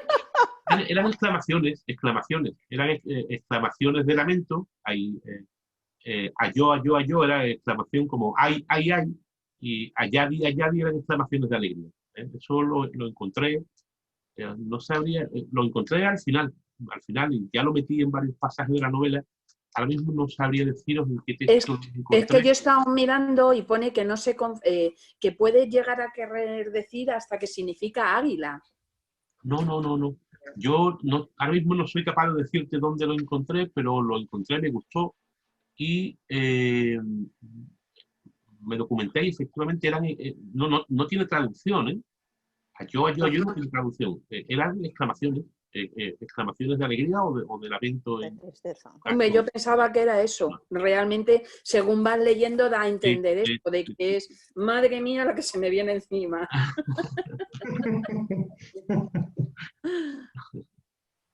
Belén.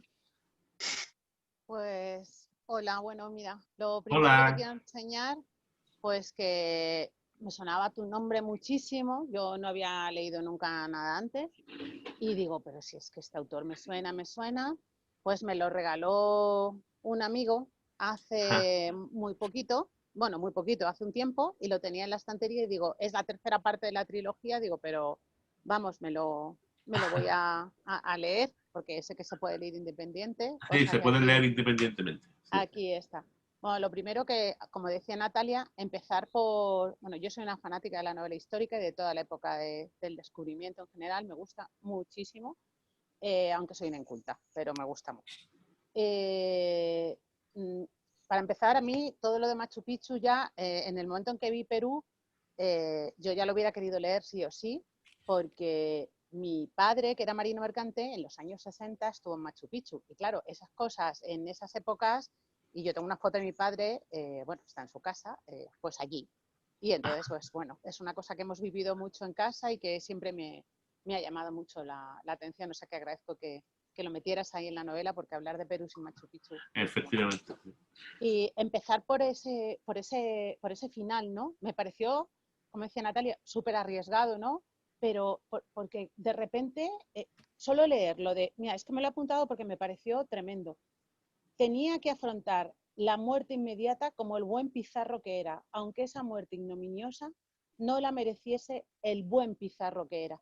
Bueno, a mí eso me enganchó. O sea, eso ya me dijo, pues yo quiero saber por qué alguien que se supone que se considera a sí mismo bueno, tiene que aceptar esa muerte que habrá hecho ¿no? Porque yo reconozco que de Gonzalo Pizarro no tenía ni idea.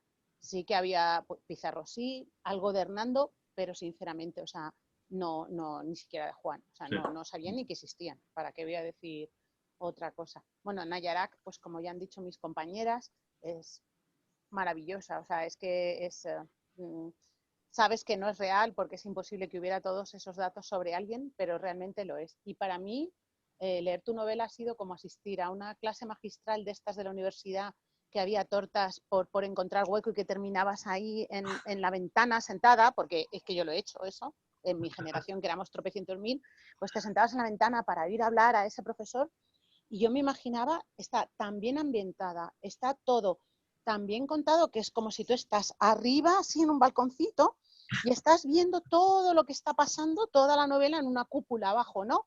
Como estas operaciones que están operando y están todos los alumnos, pues lo mismo, pero con la novela, ¿no? Y tú dices, jo, yo quiero saber más.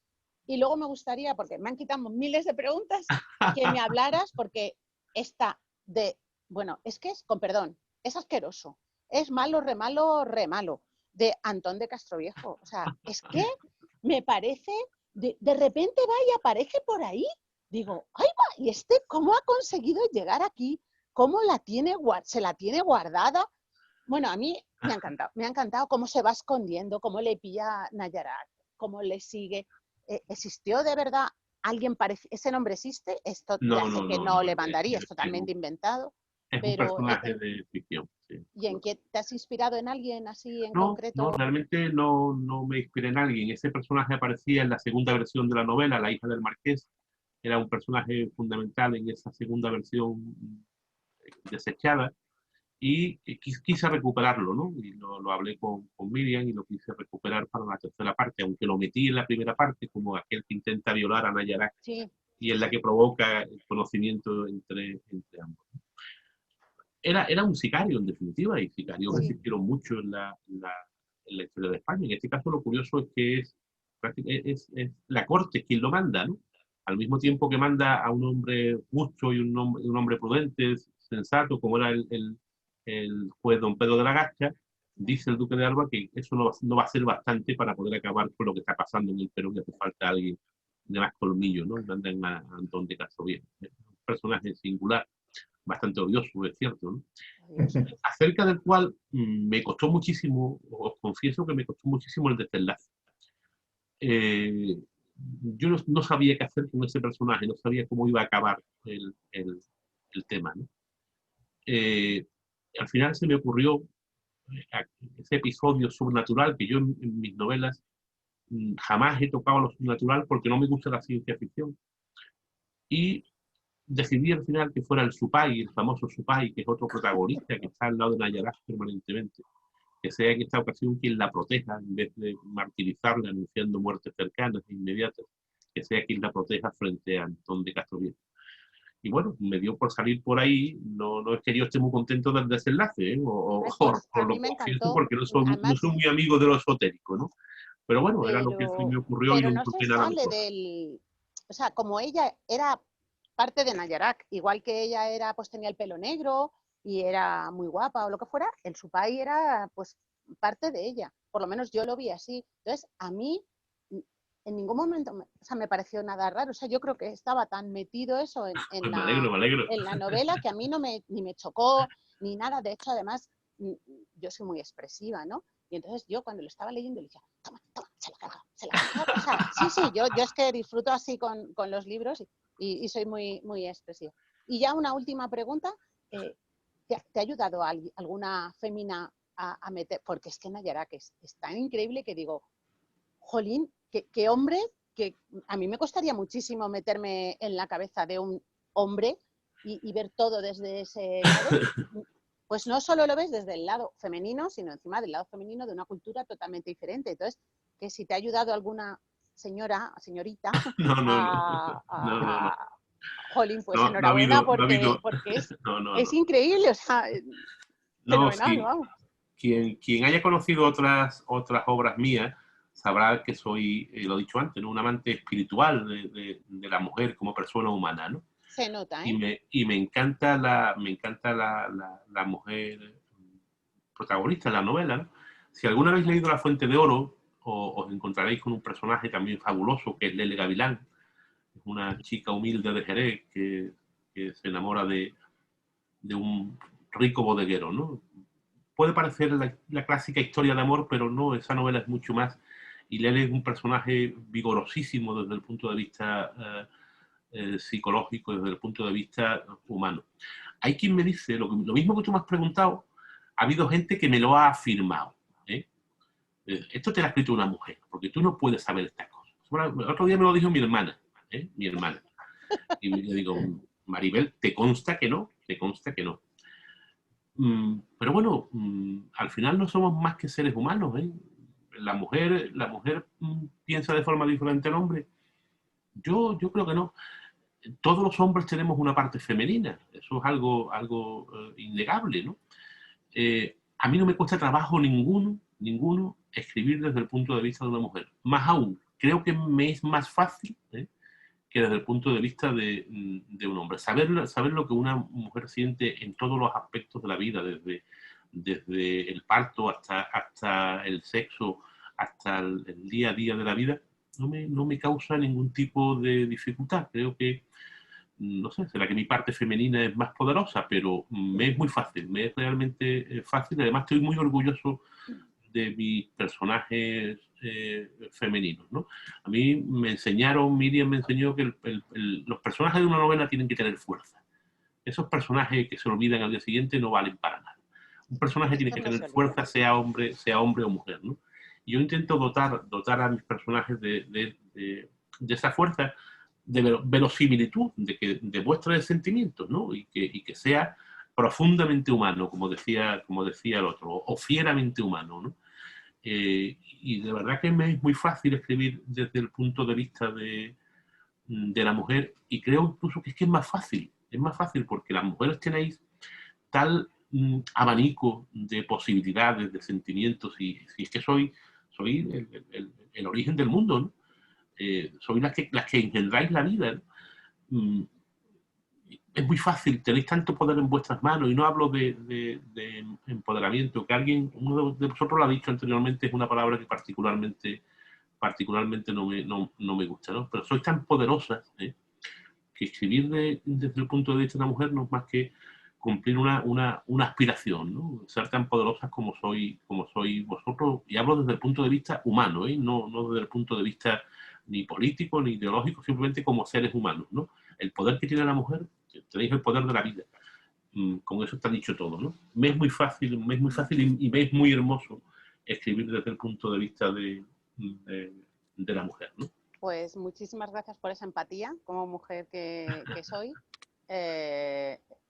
Me encanta que un hombre sea capaz de escribir así como una mujer, y tus personajes no se olvidan. O sea, eso, pero no solo Nayarak, o sea, es que su padre, es que esos nombres a mí me cuesta mucho recordarlos. Achachik o algo, Atachik. Achachik. Que soy muy mala para eso. Sí. Es magnífico, me parece el padre que toda mujer ha querido tener, o sea, el hombre es, para la época, no sé, el libro es una novela maravillosa que espero, como decían mis compañeros, que tengas muchas ventas, porque es que si no, es mucha gente que se lo va a perder. Perdón, que os tengo que interrumpir porque primero me han hecho una llamada horrible, he tenido que contestar y os he abandonado un rato, y es que ahora os tengo que abandonar del todo porque tenía un médico que no puedo retrasar, chicas. Lo siento muchísimo.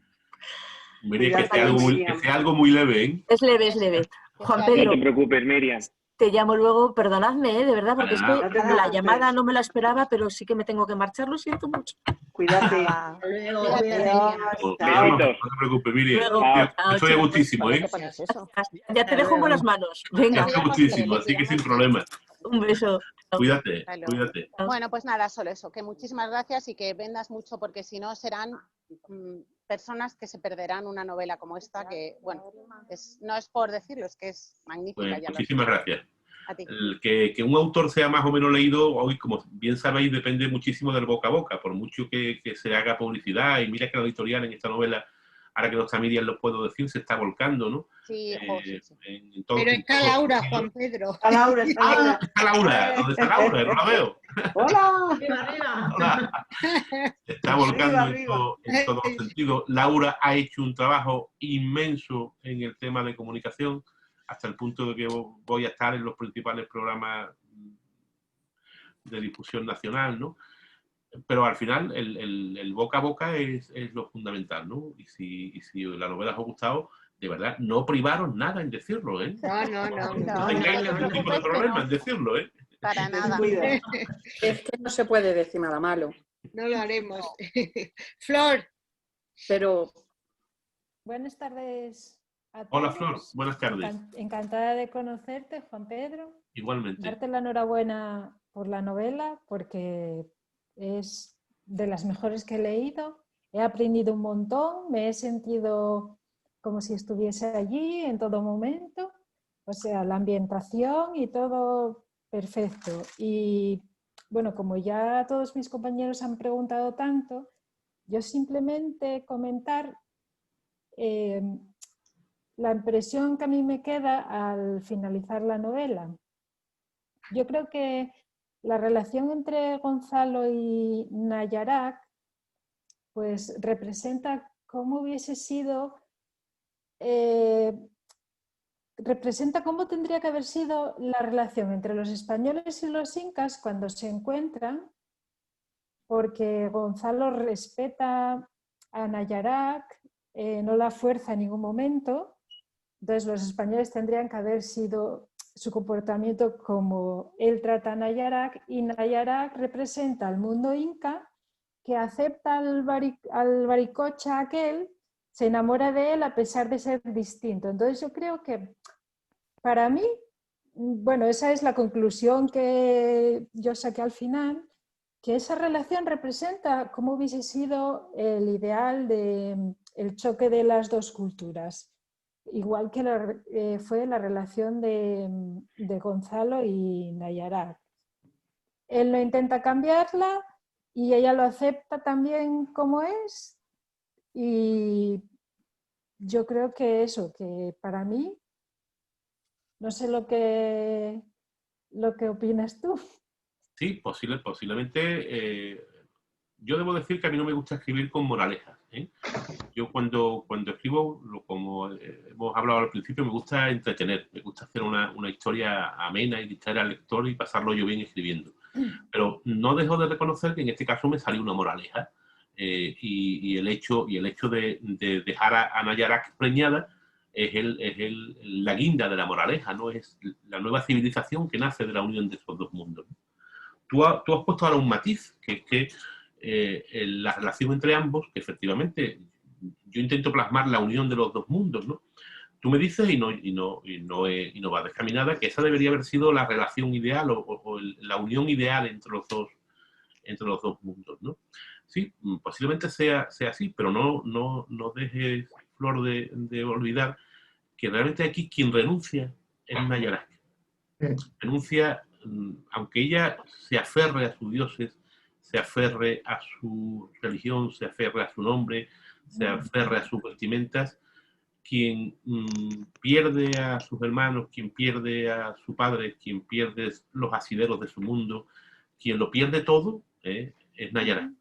Y Nayarak ve al final la esperanza de la nueva patria, del nuevo mundo, en el hijo que lleva en su vientre, ¿no?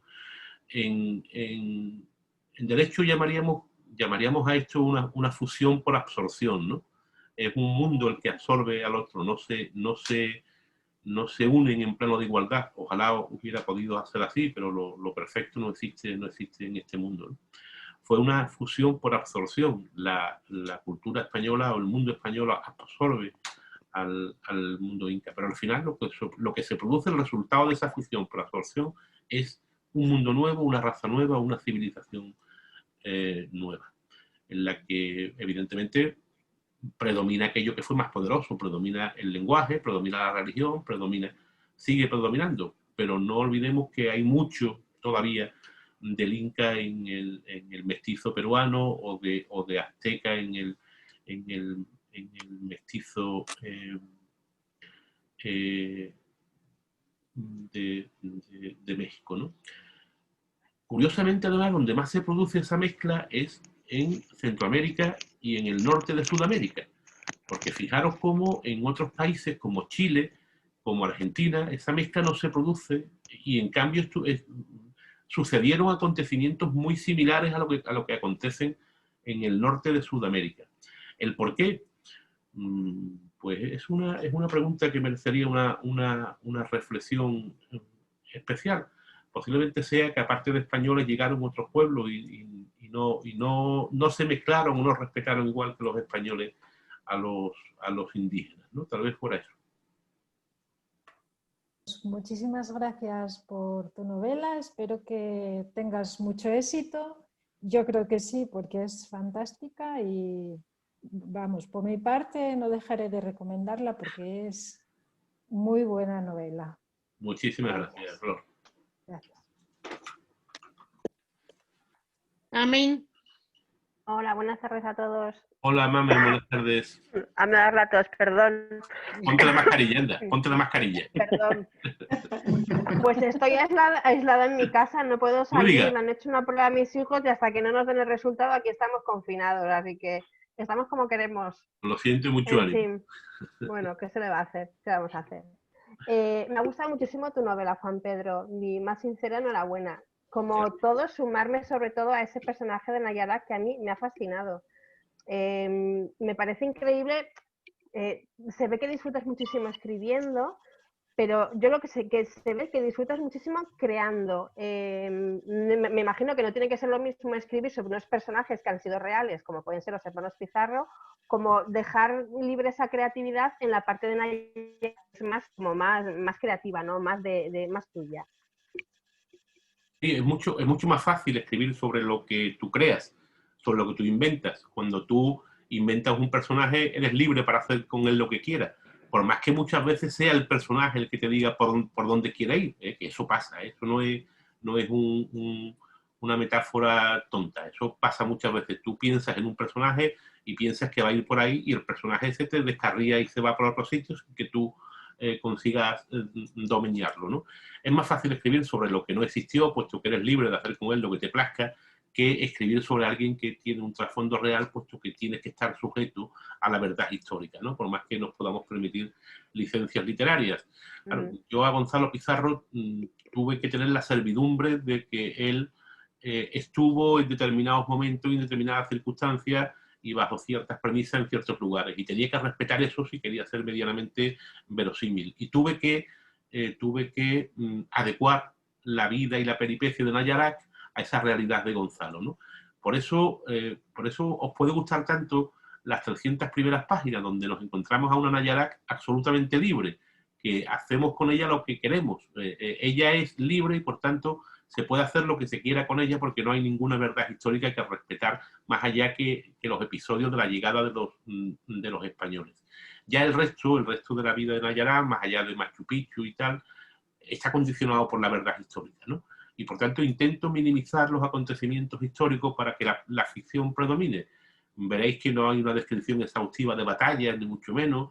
La batalla de las Salinas pasamos de largo por ella. El asesinato de Pizarro exactamente igual, no se narra en la novela. La propia batalla de Jaquijaguana, que es la batalla en la que Gonzalo Pizarro es derrotado, está descrita someramente. Prefería la ficción de Antón de Castroviejo, de la vida de los incas, de aquello que es pura novela, más que el acontecimiento puramente histórico. Por tanto, el personaje imaginado, el personaje creado es mucho más fácil para el escritor que el personaje histórico, porque eres más libre a la hora de diseñar cuáles van a ser sus caminos. Pues enhorabuena por ese personaje, de verdad, me ha parecido maravilloso. Otra pregunta que te quería hacer. Decías tú hace un momento que la conquista se pudo llevar a cabo, bueno, que facilitó la conquista esa guerra civil que hubo entre los incas, ¿no? Entre los hermanos. Eso es. También leyendo alguna entrevista tuya, dices que gracias a la ayuda de pueblos del incanato que veían a los castellanos como libertadores, también se pudo llevar a cabo la conquista. Si quitas todos los extras que tuvieron, vamos, hubiera sido dificilísima esa conquista. La conquista hubiera sido imposible. En primer lugar, si tenemos un solo ejército inca, ten en cuenta que Atahualpa extermina a decenas de miles de incas, y Huáscar anteriormente también masacra a un montón de incas porque presumían que eran partidarios de un hermano o de otro. Por tanto, el ejército inca se debilita. Y sobre todo Atahualpa, como veréis en la descripción de sus pensamientos antes de iniciarse la batalla de Cajamarca, era un ser bastante débil, aparte de ladino, era un ser bastante débil y como militar era un desastre. Si Huayna Capac no hubiera sucumbido a la viruela, porque muere de viruela, que Huayna Capac fue uno de los grandes emperadores incas, ¿no? Si esa guerra civil no hubiera ocurrido y hubiera habido un solo inca al frente del ejército inca, posiblemente la conquista de Pizarro no se hubiera producido en el tiempo y con la facilidad con que se produjo, ¿no? Tened en cuenta que cuando se produce la victoria de Cajamarca, Pizarro no tiene ayuda prácticamente de ninguna tropa auxiliar nativa. Pizarro lo que tiene es la estrategia del militar español. Él sabe que va a una trampa en Cajamarca, es perfectamente consciente de que va a una trampa, pero sabía también que el enfrentamiento tarde o temprano se iba a producir entre ambos ejércitos. Y él ve que el escenario ideal es el escenario donde la fuerza numérica de los incas no tenga tanto valor como en campo abierto, y acepta, por tanto, la trampa de Cajamarca y allí se enfrenta con Atahualpa. Hasta el punto de que 200 españoles derrotan a decenas de miles de incas. Y de nada hubieran valido ni las culebrinas, ni los arcabuces, ni los cañones, si hubiera existido un militar enfrente de la calle de Huayna Capac, ¿no? Por tanto, indudablemente, la guerra civil entre los incas precipita la conquista, ¿no?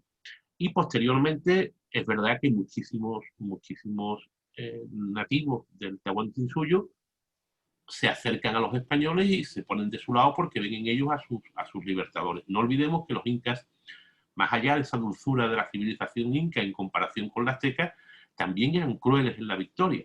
Se narra en la novela como Huayna Capac, después de una victoria especialmente complicada, ordena que se corten las manos a todos los varones del pueblo vencido, ¿no? Y por tanto existía rencor hacia los incas del Cusco. De hecho, un ejemplo es el que os he puesto antes, como los guerreros de Huayla acuden a Lima en ayuda de Pizarro con la mano de Quispe Sisa al frente, ¿no? Efectivamente, si las tropas auxiliares incas, sin la ayuda de los propios indígenas del Tahuantinsuyo, la conquista hubiera sido mucho más dificultosa, mucho más cruenta y mucho más larga, ¿no? Muchas gracias, de verdad, Juan Pedro. Ha sido una clase magistral de historia, como te decía Belén, y ha sido un placer leerte. Enhorabuena. Y te deseo mucho éxito. Por último, Diego. Hola, buenas tardes, Juan Pedro. Hola, Diego, buenas tardes. ¿Qué hay? Encantadísimo de conocerte. Igualmente. Era la primera novela que leía tuya. Desgraciadamente no había leído nada anterior. Y tengo que decirte que yo creo que, siendo ya el último que hemos escuchado los comentarios de todos, que realmente nos has conquistado. Es decir, creo que es una novela que nos ha conquistado a todos y que espero de verdad y deseo que lo haga con el resto de lectores, porque es que está terminada por fuera, por dentro. O sea, es decir, creo que es un novelón, y también la parte de la comunicación con ese dossier que se agradece cuando llegan esos dossieres y dices, wow, así deberían ser todos. A mí la parte que más me ha cautivado sobre todo es la parte de los personajes, independientemente de tu forma de escribir, tu forma de cómo envuelves todo. Pero yo soy muy de personajes y creo que cuando se consigue escribir personajes de esta manera, esa creación los convierte en algo más que un personaje. Es decir, no sé si te diría que son inmortales, no sé, pero se convierten en algo más que un personaje de una novela. Entonces, ahora que con esta opción que tenemos del Zoom y que pues podemos ver las casas de donde estamos, de todos los que estamos aquí, veo lo que hay detrás de ti, claro, yo pienso, es ahí donde se creó estos personajes de los que hemos hablado y que nos han cautivado a todos. Si es así, aquí. Si es así, por favor, porque además me ha parecido entender como que has escrito 2 novelas de 700 páginas prácticamente en un año. 3. Algo así. 3 novelas. 3 novelas de 700 páginas en un año. ¿Cómo es, Juan Pedro, ya me callo, tu proceso de creación? Es decir, cuando tú te levantas por la mañana, ¿cuánto tiempo dedicas a crear, a documentarte? Si te vas documentando a medida que lo vas necesitando, o si haces una documentación exhaustiva al principio. Cuéntame un poco todo eso, por favor. Yo, como sabéis, yo tengo 2 oficios. Uno del que como, que es la abogacía, y otro que es el que me hace feliz, que es la literatura, ¿no? Yo tengo que dedicar a la literatura el tiempo que me deja libre la abogacía, ¿no? Tengo una virtud, no tiene ningún mérito, porque no me lo he ganado yo, sino que me lo han regalado, y es que escribo rápido. Tengo la virtud de que no me llevo una hora ante el folio en blanco pensando qué tontería voy a escribir, ¿no? Si veo que las musas no están conmigo hoy, me levanto, me pongo a ver fútbol, y a lo mejor en mitad del partido me viene un diálogo a la cabeza y vuelvo al ordenador. Efectivamente, yo escribo estas 3 novelas, las escribo en un año. Creo que El Rey del Perú la escribo en 3 meses. ¿3 meses, perdona, has dicho? 3 meses. Sí, más o menos. Ay, madre mía. Madre mía. Si O sea, estuviera admiración absoluta, Miriam, Juan Pedro, Miriam admiración absoluta. Miriam lo puede saber. Mira, yo os cuento una anécdota que le ha contado mucho con El abogado de pobres. El abogado de pobres surge de la siguiente forma. Yo, entre los muchos temas profesionales que llevo el tema de los famosos eres de Andalucía, de los que habéis oído hablar, de la malhadada jueza Naya, que para muchos es una heroína y para mí es una individua. Pues, en un momento determinado, en junio del 2013, yo tengo una mala experiencia con ella, me mete en prisión a un cliente de una forma que yo considero injusta, y empiezo a no poder respirar. Yo soy un fumador empedernido, antes fumaba tabaco a pelo y ahora fumo las maquinitas estas nuevas que han inventado. Y no podía respirar, pero no podía respirar, que por las noches me tenía que levantar porque no podía respirar. Voy al neumólogo, que es amigo, le digo, mira Paco, me pasa esto, sabe que llevo 40 años fumando, igual ya me ha llegado la hora. Total, me hace las pruebas y me dice, Guillo, tú tienes los pulmones negros como el Supay de Nayarak, pero tú no tienes, más allá de eso, ¿no? ¿Y te ha pasado algo últimamente? Y le cuento ese problema profesional. Y tú lo que tienes es un estrés horroroso y una ansiedad horrorosa. Tú te puedes meter en casa, estamos prácticamente en julio, que ustedes los abogados paráis mucho y en agosto no hay juzgados. ¿Te puedes meter? Digo, sí, me puedo meter. Hago un esfuerzo y me quito de en medio. Me quité 2 meses de en medio. En 2 meses me escribí El abogado de pobres. Me dediqué a escribir, no tenía nada que hacer. De derecho, me quité del derecho y escribí El abogado de pobres. Y un compañero del despacho lo leyó y dice, esto es un novelón, ¿por qué no lo mandas a este premio de abogados de novela que ahora se han convocado a las bases? Digo, yo no creo en los premios, y es verdad. Pero bueno, mándalo. Y lo mandó, y en marzo del año siguiente estaba yo en Madrid, y Miriam me llamó, ¿es usted Juan Pedro Cusano? Digo, sí, yo soy, ¿qué quiere usted? Dice, soy de la editorial Espasa, entonces ya tuvo que venir mi mujer con la tila y el abanico porque estuvo a punto de despertar. Y a partir de ahí nació mi vida literaria pública, ¿no? Tengo facilidad para escribir, escribo rápido y eso no es un mérito mío, es un regalo que me ha dado Dios o el destino, como queráis llamarlo. ¿Cómo me documento? Yo, en primer lugar, obtengo una visión general, somera, de la época o del mundo del que voy a escribir. Yo antes de empezar a escribir vi algo sobre el mundo inca, sobre la conquista.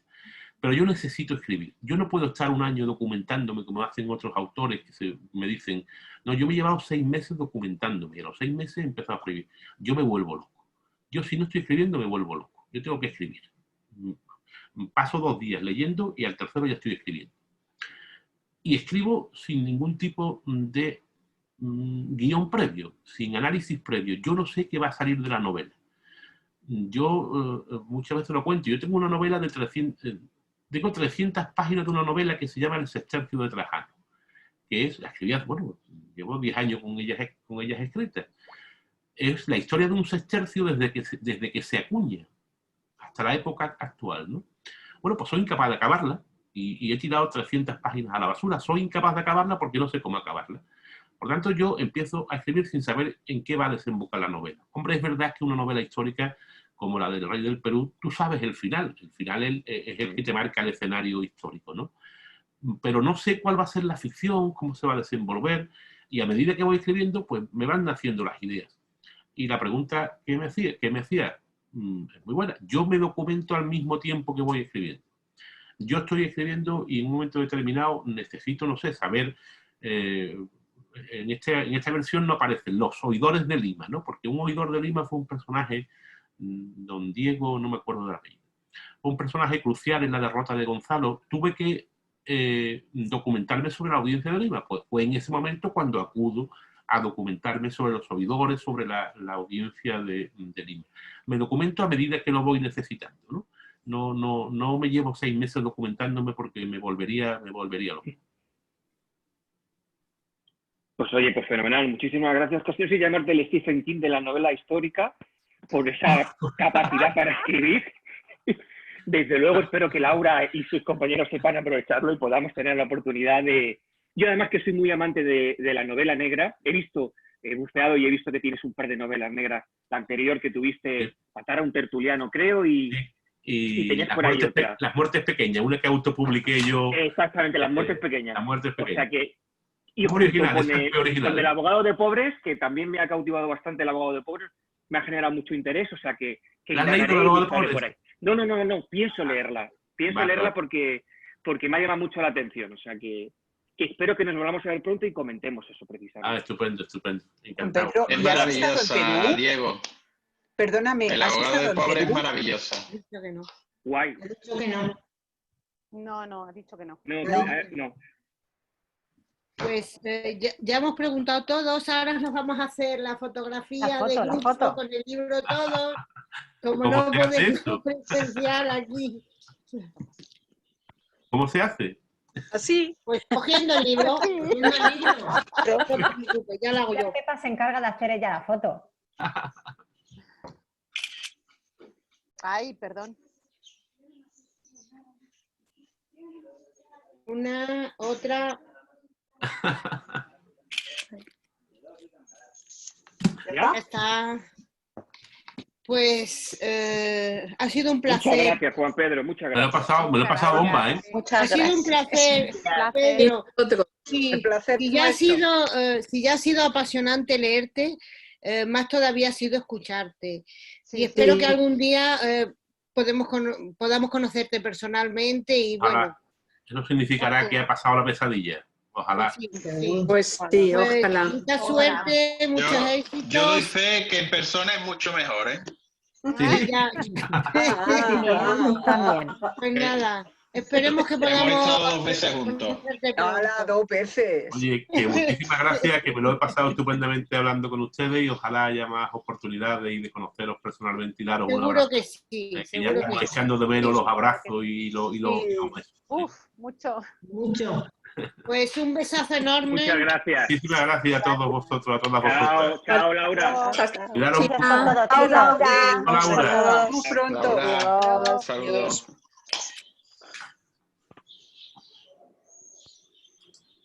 ¿Ya se ha ido? No, Dios. Adiós, Laura. Adiós, chicos. Oye, llama a Miriam mañana. Espera, a ver, que corto, espera.